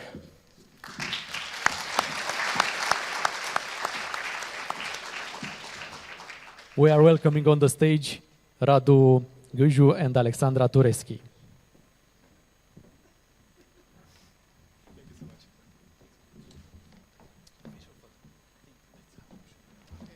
Congratulations for this award. You have to share it. First of all, thank you so much for the award. Secondly, it's also nice to be on top and to stay on top, but you can only be once new entry, and that's extremely interesting as well. We can go into what Proforma is, but I don't think that's important. I think what's important is that Access Group is a product company, and ultimately we are tapping into end-to-end skills and development of end-to-end solutions out of Romania, and I think that's really important because there are a lot of skilled people that are developing end customer products, and I think that's what makes us a little bit proud of what we are doing in Romania. Secondly, I would like to thank the jury for this award. We were not expecting it. We thought that we are going under the radar, so it's a very pleasant surprise. Thank you so much. Congratulations. So I'm also a new entry in the company. It's a new entry award. We hope that this is not the last one. Yeah, when we, just a secret here, yeah, so when we submitted the project, we thought, oh my God. I mean, when I first read the questions, we're like, oh my God, there were so many questions. And are we able to submit some responses, that would convince the jury that this is the right thing to be awarded for? And after we finalized, because this was a teamwork for sure, especially that I'm a new entry in the company, we were all amazed, like, we have what to brag with, and it was amazing. We'll send a special thanks to the amazing team we have at home. We call it at home, in Timișoara, because everyone worked very hard to get here in just a few months and almost 1 year. A lot of work, overwhelming projects to get us where we are right now. Just to summarize our motto: love work, love life, be yourself. We will continue, and hoping for many other awards in the future, and having Radu also in the panel and presenting innovation in access. Thank you very much. Thank you. Maybe you are wondering who is the HR Manager of the Year, and Mihaela Rob will help us with the answer. The finalists are, from Gempact Romania, Alina Vlăgea and Simona Smochina; from Societe Generale GSC, Cătălina Magui; from Cognizant Vision, Raluca Dolan; from Majorel Romania, Denisa Popescu; from Zitec, Florentina Greger; and from Booking Holdings, Corina Făurescu. Thank you. So we took the decision based on to whom to award this prize, based on the description, the testimonials of their colleagues, and also analyzing the impact, the contribution and their impact on various projects. And the HR manager awarded today has a leadership approach which consists in a mix of collaborative and supportive leadership. On one hand, this manager values teamwork and collaboration among colleagues, encourages open communication, fosters a culture of trust, and facilitates teamwork. On the other hand, the manager continuously embraces the people-centric culture, putting the employees' needs first. This manager took over the role of HR director beginning 2022, in a period when the company wanted to better understand the employees' needs, driven by the changes that the pandemic brought into people's lives. And we are happy to offer and thrilled to offer this award to Cătălina Magui, Societe Generale.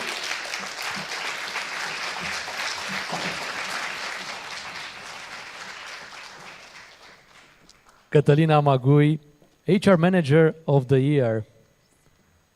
Congratulations.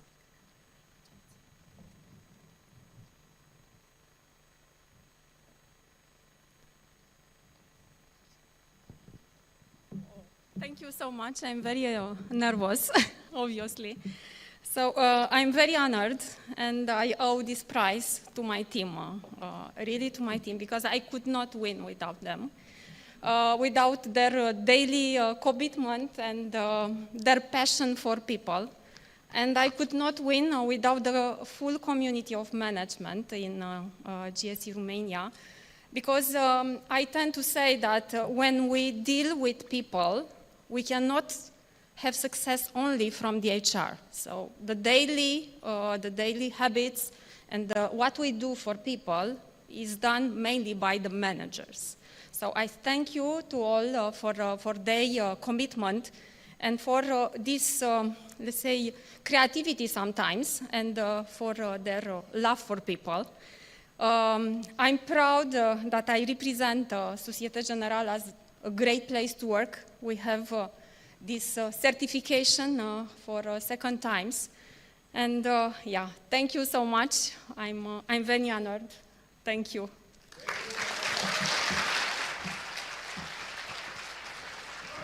Thank you, Mihaela Robu, for helping us. Now, Andrei Crăciun is waited on the stage to help us with the next category, Team Leader of the Year.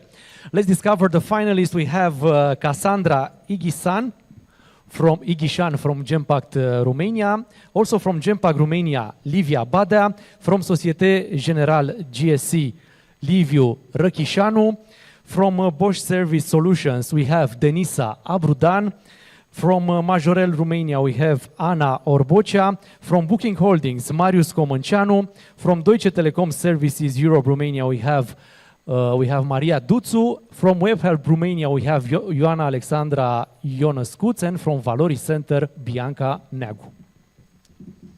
Well, in order, yeah, in order to become a team leader, sometimes, or maybe most of the times, it's a personal effort. In order to remain and get recognized and stay there and develop your team, it is always a team effort. This year's Team Leader of the Year has been an outstanding performer in 2022. I'm reading through the lines and putting out the rows and the words that can direct the attention towards one name. Consistently demonstrating passion and determination in overcoming the numerous complex challenges that arose, and the commitment to timely deliver was instrumental in overall successes of the services and in building internal customer confidence in the newly set up Center of Excellence in Bucharest. And therefore, we invite on stage Marius Comănescu, Cybersecurity Incident Response Manager at Booking Holding Center Excellence in Bucharest. Meet the Team Leader of the Year, Marius Comănceanu.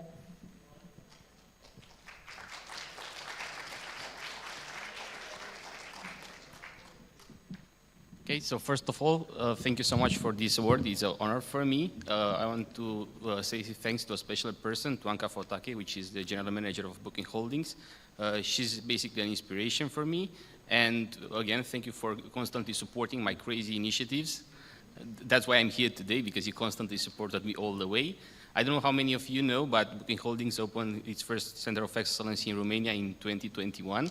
It's been it was an amazing journey so far, but I want to use a quote from Henry Ford to basically tell you about my journey, because I was the first employee from the center. So coming together is the beginning, keeping together is the progress, and working together is the success. Thank you. We are about to announce the CEO of the Year, and I will invite Carmen Adamescu on the stage. We have no finalists for CEO of the Year, just an envelope with a name. And Carmen will help us with the name of the CEO of the Year, of course.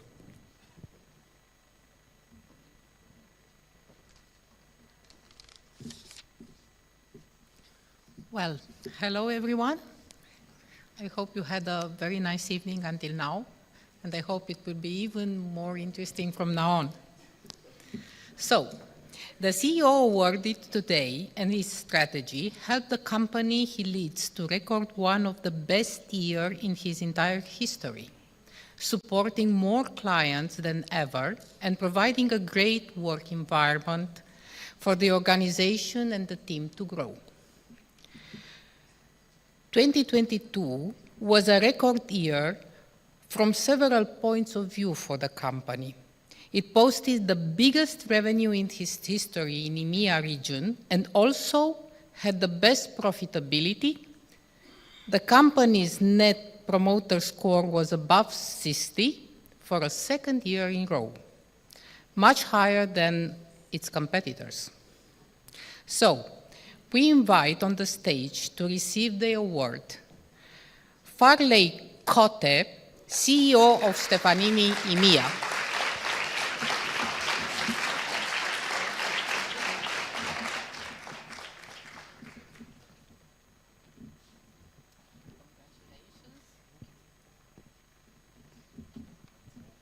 So the CEO of the Year, Mr. Farley Cote, CEO Stefanini. Congratulations.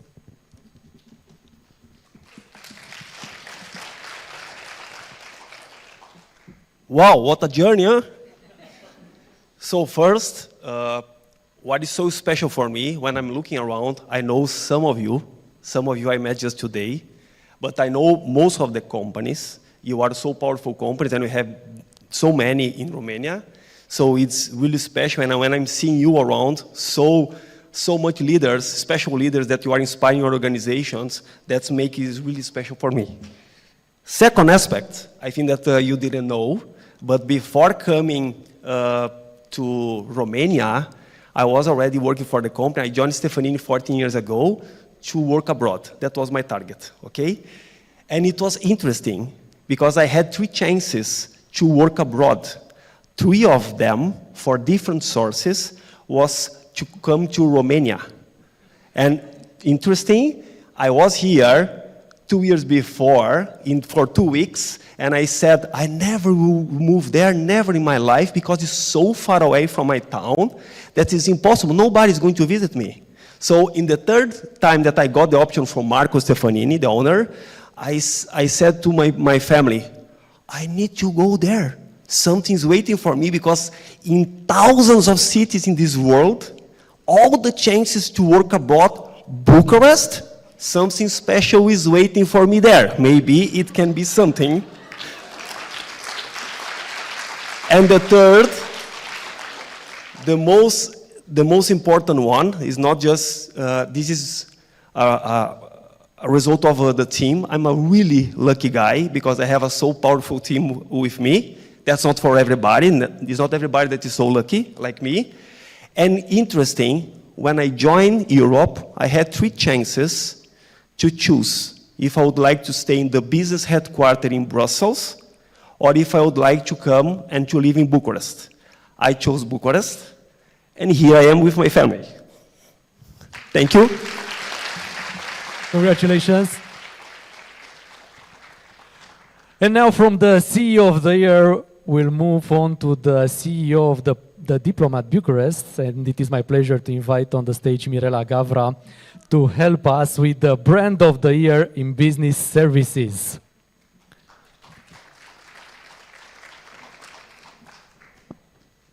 No finalists, no. Just the brand. Yes. Good evening, everyone. I want to, first of all, to congratulate all the finalists and the winners. Brand of the Year in Business Services.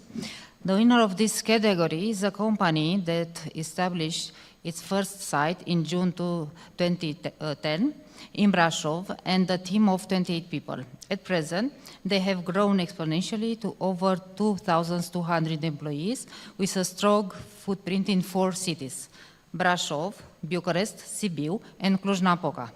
By combining talent, data, and technology, the company delivers real impact for their partners. The Brand of the Year in Business Services, with more than 3,000 votes, goes to Majorel, Romania. Congratulations to Majorel, Romania. Please come on the stage. I think three The times in the brand is row, coming. I think, no? Just to tell me.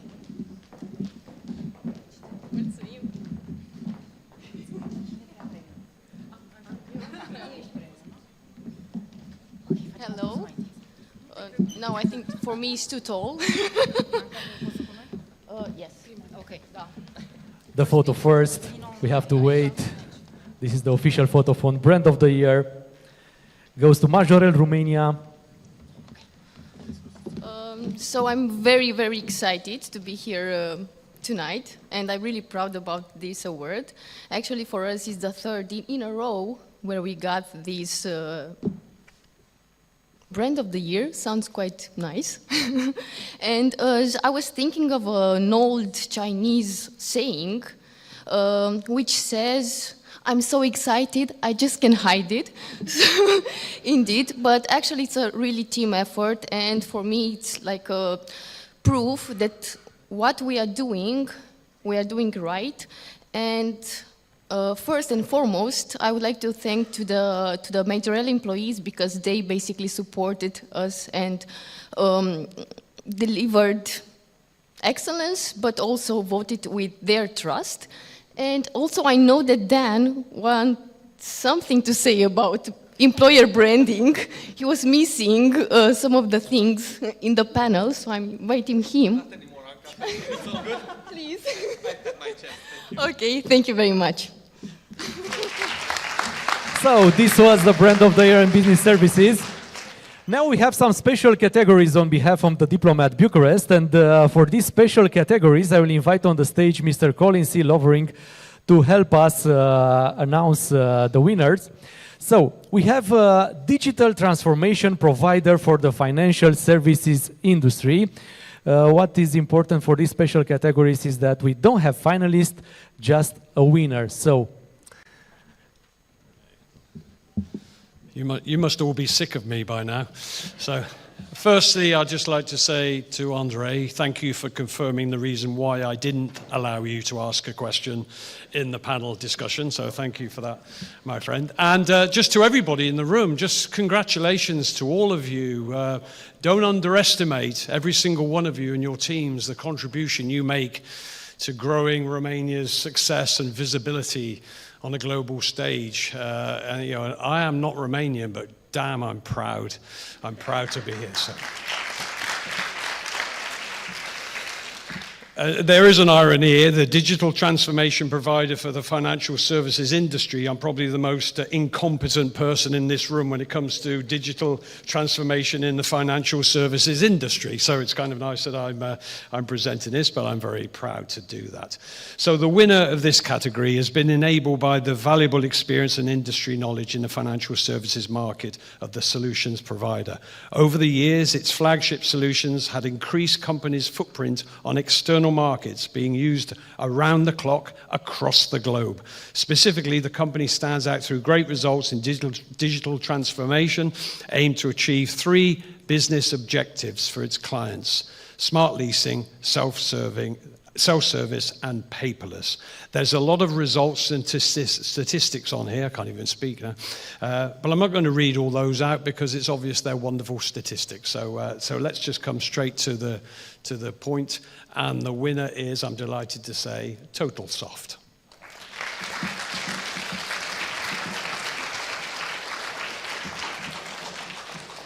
TotalSoft is the winner, so we are waiting the official representatives of TotalSoft on the stage for digital transformation provider for the financial services industry. Congratulations for this award, for this special category. A special photo for a special category. And we are waiting for a special speech from you. Hi everybody, my name is Gilda and I'm representing here TotalSoft, and I'm proud of this because they are very passionate about what they are doing. It's okay. They are passionate about what they are doing, and I'm very proud to represent them. We are working on financial services for more than 10 years, and I think all of you knows about us. And I'm very nervous. And one of the biggest achievements of our company during this pandemic period is our new web service platform, Charisma Web Service. When here we have a representative from OTP Leasing, which is currently using our new product. And also I want to thank her and to let her to say about a few words about our collaboration. Thank you. Thank you. Thank you.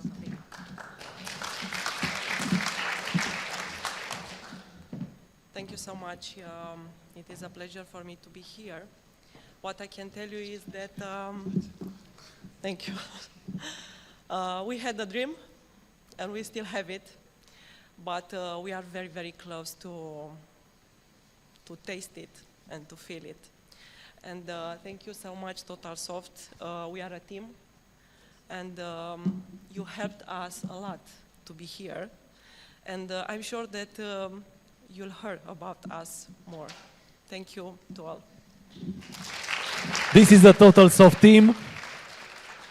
A round of applause is for them. And now, as you can see, I'm working from stage. And the next special category is called Work from anywhere employee experience optimization platform.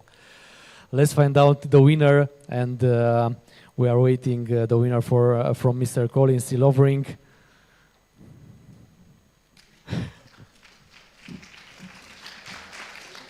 The second round of applause is for Mr. Colin Silovering. That didn't sound like applause, it sounded like chips frying. So thank you very much. And thank you. You don't have to add the C Lovering bit in there. I think it's just that's on my link. I'm Charles, by the way, my middle name. So I'm Charles the First. That other guy is Charles the Third. So.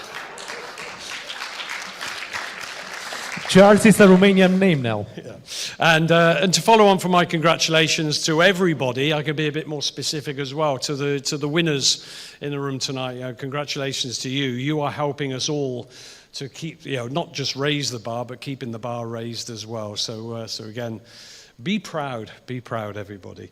Okay, Work From Anywhere Employee Experience Optimization Platform. The winning project of this category responds to the need of implementing one of the most forward-looking strategies to attract and retain talent while ensuring consistent delivery anywhere and anyhow. The goal was to deliver instant, flexible, scalable services to customers and allowing clients to experience the operations both at home and on-site, a customer-centric initiative that led to a vibrant working environment, work from home, and in a vibrant environment at home. Am I delighted to say this award goes to WebHelp.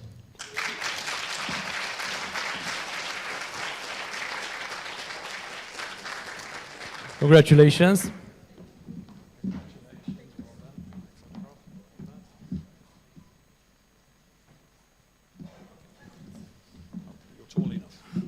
Thank you. Good evening, everyone. I am honored to receive this award on behalf of WebHelp and the most amazing Game Changers team at home from anywhere. This is a story about creativity, about transformation, and about uniqueness that has started 3 years ago in 2020 when we agreed with our client to work from anywhere, basically, from work from home, and to switch back to an on-site model after the pandemic. 3 years later, the teams are continuing to deliver high performance and in the vibrating working environment at home.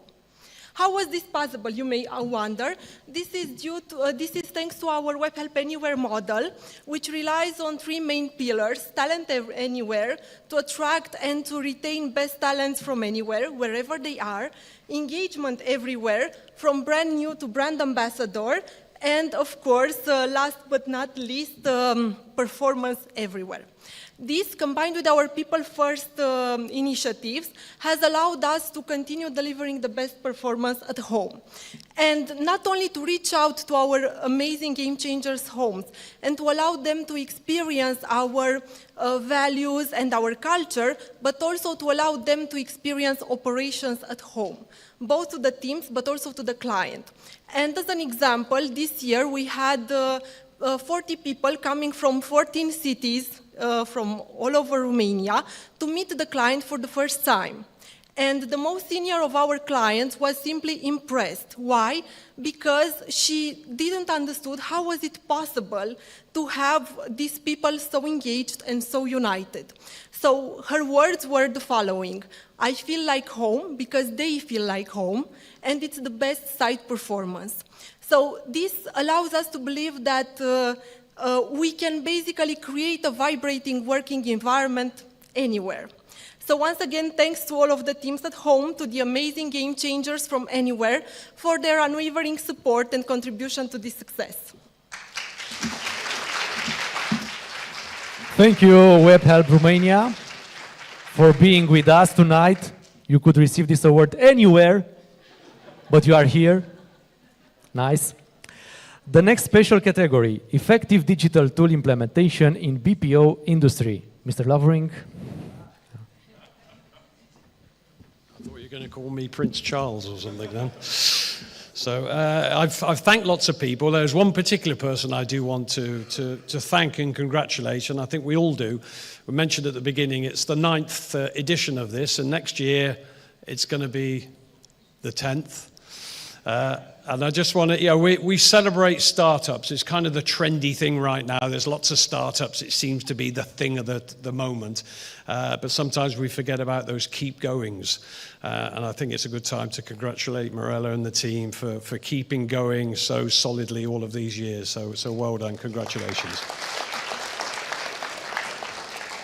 Effective digital tool implementation. Have you just tried to find things I can't say properly? Is that all it is? In BPO industry, I'm going to turn into Ricky Gervais in a moment. I think I can feel it coming. So don't worry.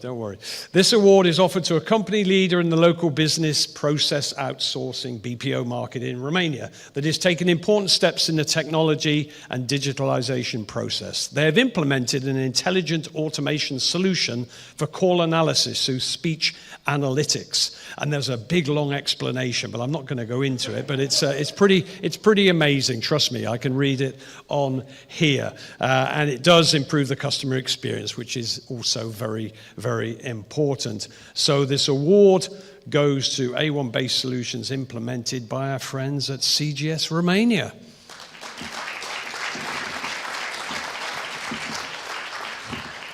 Congratulations for CGS Romania.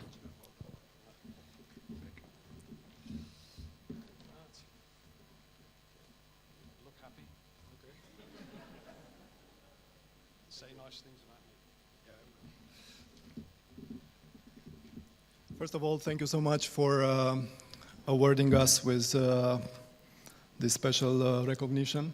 Thank you, and I appreciate. Definitely, it's the work of my colleagues behind and the day-to-day delivery. I remember the year of 2001. In 2001, we were probably less than 100 people representing the outsourcing industry in Romania. And I want to congratulate all of you that put all this effort in these 20 years, almost, in building this industry and keeping up with the pace of adopting new technologies, staying in front with probably the leading companies in the world in certain industries that you all support, and of course, organizing your companies being career accelerators for your people. So I congratulate all of you. Thank you.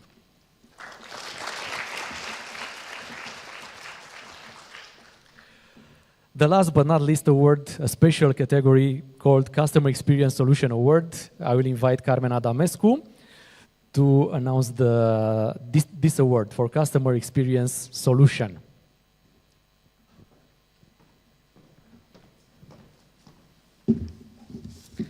Hello again. So, Customer Experience Solution. The winner of this category is for a customer solution implemented for a large company in automotive industry and its dealership network that led to a direct positive impact on the financial performance of the dealers. The substantial improvements in lead quality, higher delivery rate, and more effective communication provided concrete evidence of the project's success. Positive client feedback and statistics showcasing growth in the conversion rate and financial performance validates the project's effectiveness in meeting the client needs and generating significant benefits. Significant projects stood out in various areas, from the digital order share increase, improved user experience and convenience, to increased customer base, enhanced order accuracy, and of course, financial gains for dealers. The award goes to the customer solution implemented by Valoris Center. Welcome. Customer Experience Solution, Valoris Center is the winner at this special category.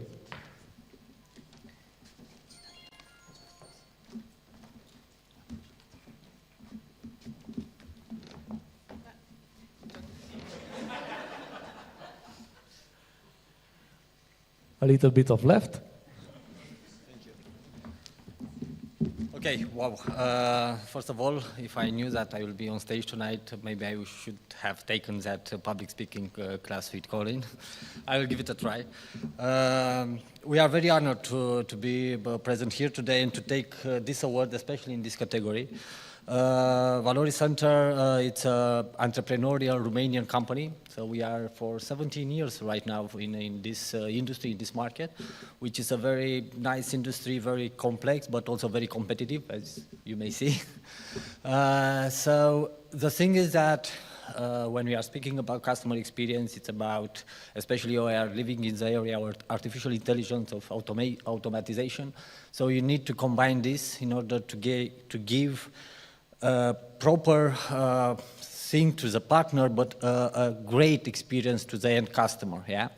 And for that, I think maybe sounds like a paradox that in the artificial intelligence era, the people, the human resources are becoming more and more important and more valuable, in fact, because when we are speaking about human interaction, we are speaking about very complex issues that we need to solve. We are speaking about memorable things that we need to give to the customers. So for this, I'm trying to say that I want to thank you to, this award is in fact for the people in Valoris, for the frontlines agents, to the developers that are doing the CRM behind, for the team leads and all the people in the company that are working together in order to give a great experience to the end customer. Thank you. Let's move on to the next category. We will still keep on the stage Carmen Adamescu to help us with the Employer of the Year.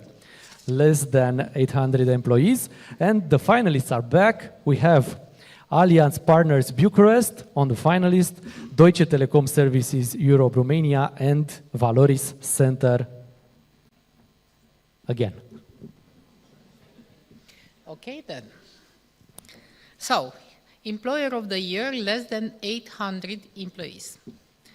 The company winning this category is a global leader in the field of insurance and assistance services. Their Global Competence Center, GCC, in Romania, provides services to more than 26 countries across multiple business partners and various business units.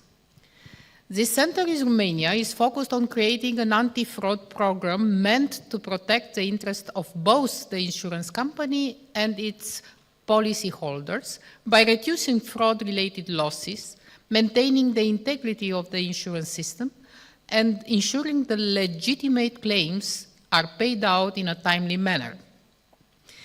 We invite the representative of Allianz Partners Bucharest Global Competence Center to receive this award. Allianz Partners Bucharest Employer of the Year. Congratulations.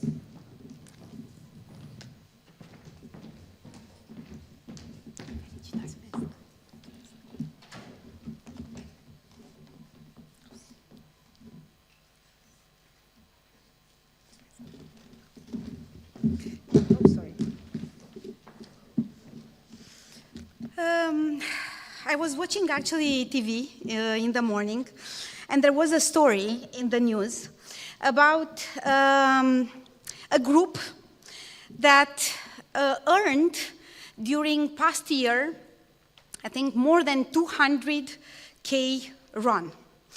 A fraud.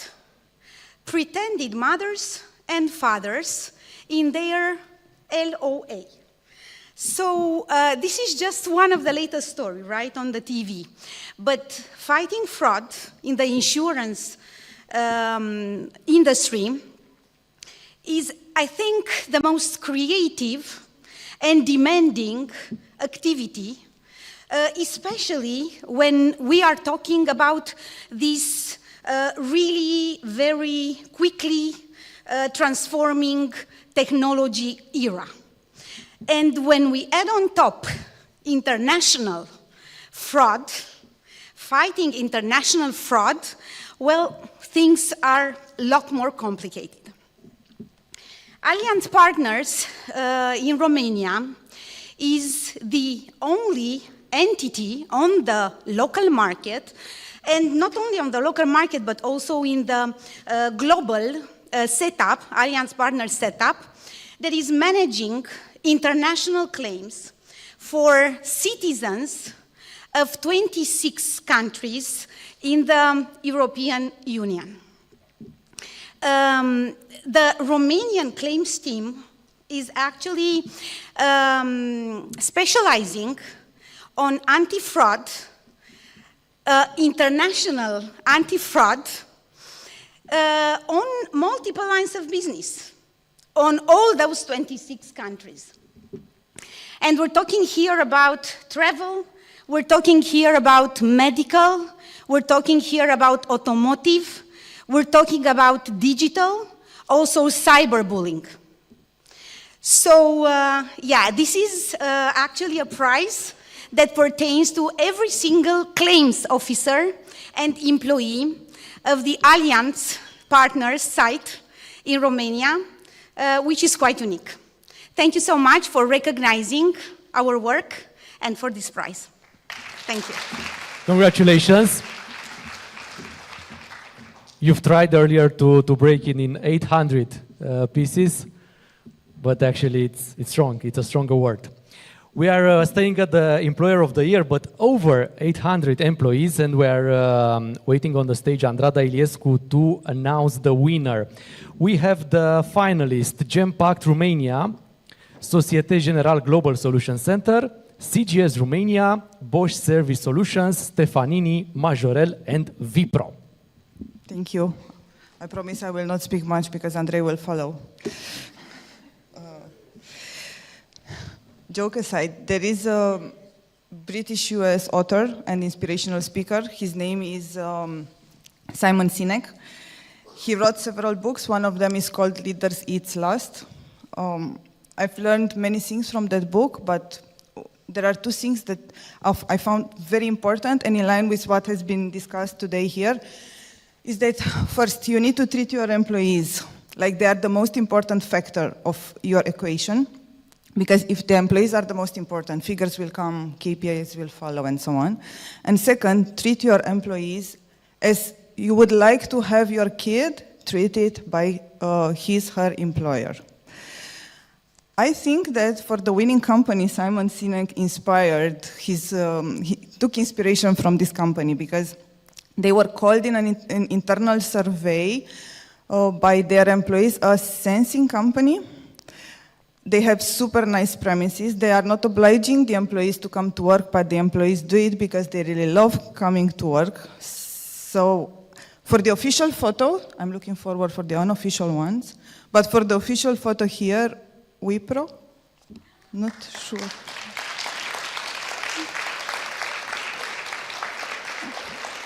I was a little bit confused because there are two tables, so I didn't know where. Different tables, but because we have two tables, so thank you. First the picture. The official one? Yeah, the official picture. Yeah, for the companies over 800 employees, we have two tables. No, it's a joke. Yeah. They deserve it, so a strong round of applause for Vipro. So we had a deal before. He will hold the prize and I will do the speaking because if we will win, yeah. It's like a handover between me and Vivek. And I wanted Vivek to be present on the stage because actually the office is the result of his leadership. And the concept, and the company, yeah, and the concept and the way forward and the sensing company and aligning to the new needs probably will have to be led by me. I'm nervous because it's not like it's a real handover. We are still colleagues and we are working together. I think this is a result of entire team effort because we've seen Theo on the stage and she's leading globally the L&D initiatives. We wanted so much that L&D prize because we are one of the leading companies on the market when it comes to having global initiatives, having global reach, and also having a global impact on the society, as I was mentioning the CSR activities. And with that, we are a sensing company when it comes to our employees and when it comes to providing them with ways of working, work from anywhere, and provide all kinds of services to our clients from anywhere. I don't know if we will play the video, but if not, then we invite you to visit our premises. We have one of the nicest offices in Romania. Yeah. I say one of the. So thank you for the recognition, and yeah, hopefully we will get more and more prizes in the next editions. Thanks. Congratulations. I'll say a few words also. Yeah? I'm not a guy for speeches, but I just wanted to add that as I hand over and I move to a different role, it's with pride, and the office is the company that exists today. It's not possible. It couldn't have been possible in any other country. So I've spent 16, 17 years here, and it's been a pride leading the company. So this award means a lot. It's not the first award, but it is a very timely award. And as we go forward, and I think I'm sure we will keep winning more and more. That's all I wanted to say. Okay?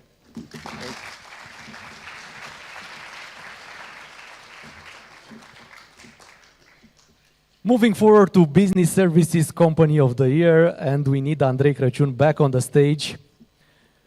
A round of applause for Andrei Crăciun. Last time on the stage for tonight. So the finalists: Allianz Partners Bucharest, Ascentcore, TotalSoft, Zitec, Acas Romania, Deutsche Telekom Services Europe, Romania. I bet Prince Lovering didn't expect me to have the final word in this. Always thought the C in the center was calling charming Lovering, but obviously it's not like that. You just expose it. So I just realized that I know the Diplomat team since 8 years ago, and it was 2016 when I met the enthusiasm and the forthcoming of a team that builds, a team that never shifts from its mission to bring in the light interesting initiatives, interesting people, and create networks. About 1.5 months ago, at Gala Anis actually, I reconnected with a college friend, and from word to word, I actually asked her, "What are you doing at this company? Since when have you worked there?" "I'm about 13 years here." "Well, I know how and why."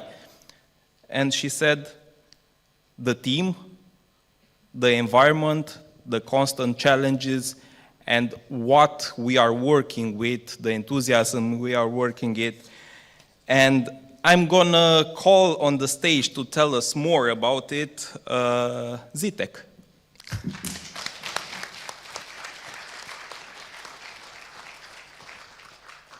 Alexandru Lăpușan is the CEO of Zitec. Congratulations for this award. Business Services Company of the Year, less than 800 employees.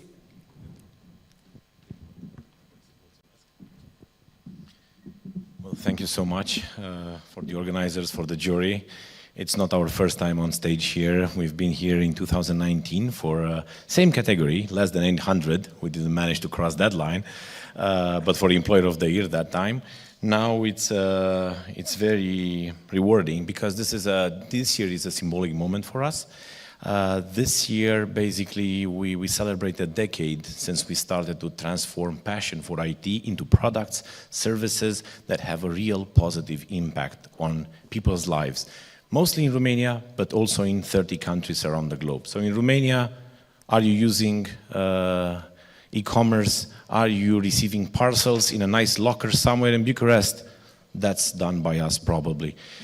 So that's very rewarding, and that's why people stick with us, because we have a truly big impact and positive impact. However, first and foremost, I have to thank Simona, my partner, She's not here. It's a bit busy at home. My partner in business and partner in life, my spouse, because without her, I wouldn't be here. And of course, we wouldn't be here without our team. Right now, we are closing in 400 people, and hopefully this year, we're going to be turning around 30 million euros in revenue. KPIs look great, 12% voluntary turnover last year. Parties are amazing. Tomorrow, we're leaving for a team building in Mamaia. We've got great bands and lots of alcohol with us. So in case you're in the area, feel free to drop by. You're welcome. So thank you so much, and I'm very glad to see you again. Bye. Congratulations, Zitek. Now let's move on to companies over 800 employees. Business Services Company of the Year, Andrada Iliescu, is coming right now on the stage to help us with the winner. The finalists are Bosch Service Solutions, Stefanini, CGS Romania, and Luxoft Romania. This company has a very important quality, not their most important, but very important. They are from my hometown, from Timișoara. During the Leader CEOs debate, I've heard that they are a very traditional company because they are automotive. Well, they are German, so the perfect recipe. But there is a saying in Romanian, I swear, sorry, Colin, I don't know how to translate it in English, omul sfințește locul. So they have a super nice culture, and I'm very happy that the jury voted for this company because me personally, I'm very attached to them. I've learned a lot of things from them in my early stages of my career. From them, I've heard about customer experience many, many years ago when there was not the culture of customer experience that vocalized in Romania. And there is one more thing about them. They have the can-do approach. I'm sorry, I don't know what's written here, but they have the can-do approach. Every time a client asks them, can you do it?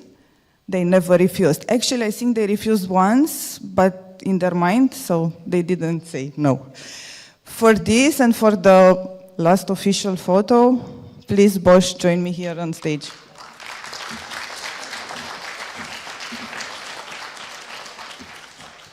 Congratulations for Bosch Service Solutions. Please receive the award like a Bosch. Precisely.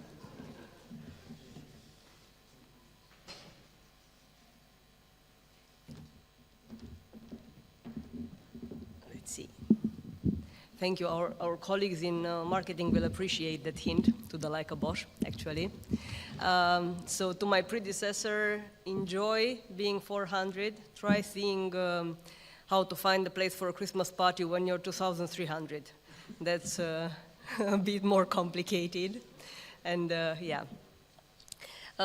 Took us 15 years to get here with ups and downs and with real ups and downs. So like closing projects, starting projects, accommodating a flexibility for everything between, I don't know, two specialized people service for a division to really big teams like 150 and so on, a lot of diversity. This is clearly a team effort. There is absolutely no conversation over here, and it is indeed a culture.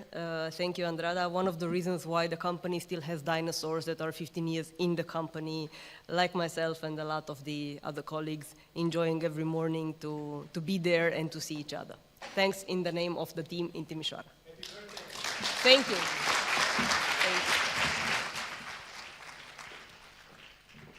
What a great way to be on your birthday on the stage with this award. Business Services Company of the Year, Bosch Service Solutions. This was the last category of the event.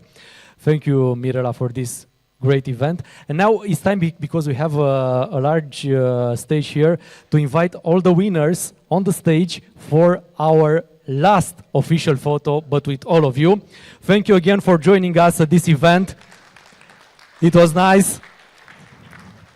Have a nice evening, and now all the winners are invited on our stage for this official photo. And also the jury members.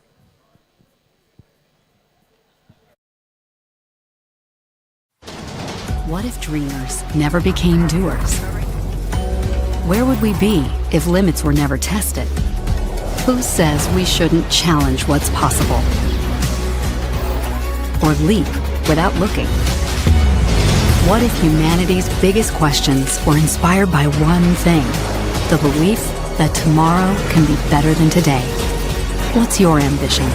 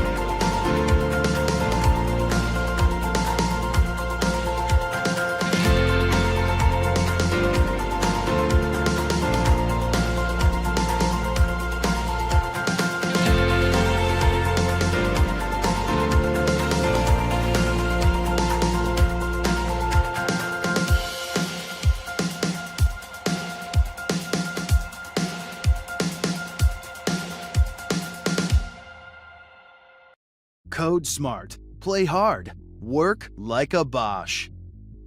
Bosch Service Solutions Timișoara is a key player in the software and IT industry. Let's shape the future together in the areas of software development, automation and data engineering, software IT operations, project management. At Bosch, we grow, enjoy, and inspire each other while we are on a mission to deliver services that make life safer, more convenient, and more efficient.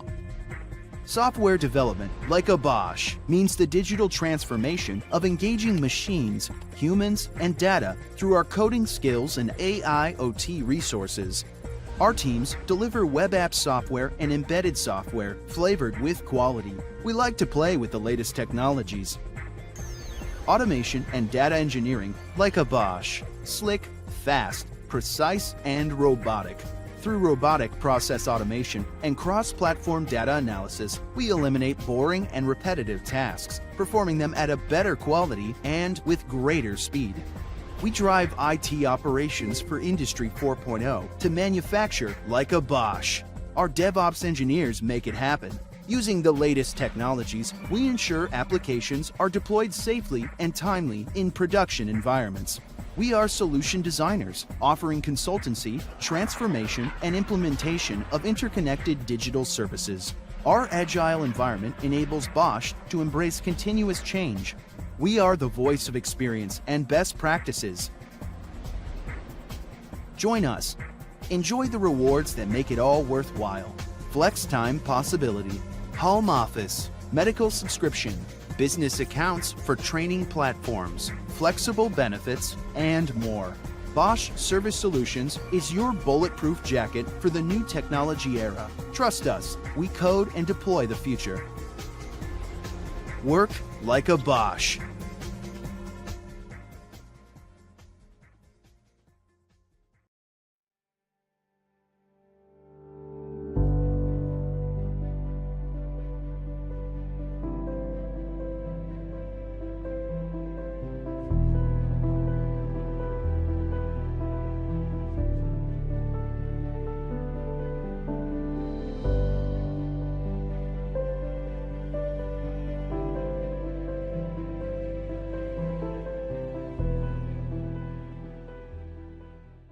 Remember what you dreamed about last night?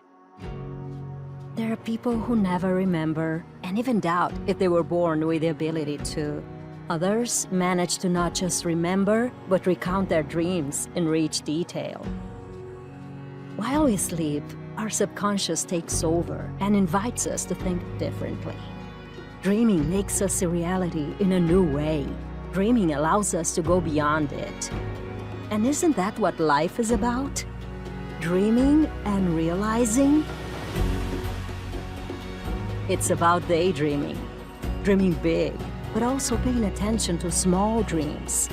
They have power too. Dream and make the unimaginable possible. We know very well the power of dreams, of daring and innovating, acting with the opportunities that no one else sees. We use technology as connection that transforms companies and especially transforms people. Because at the end of the day, it's all about relationships. Through digital transformation, we see new possibilities to rewrite the future and boost our clients' market leadership. Digital transformation is like that one dream that changes everything for the better. It is the one dream that breaks the barriers of our imagination, that transforms cultures, behaviors, everyday life, that awakens us, that pushes us to act. Are you ready to dream big with us? Go higher than ever before? We are more than 30,000 brilliant minds in 41 countries and 5 continents. We are the protagonists of the largest digital transformation movement in the world. We are here to revolutionize, inspire, question, advance, and above all, co-create. May the unthinkable become more and more possible when we dream together. Stefanini, co-creating solutions for a better future.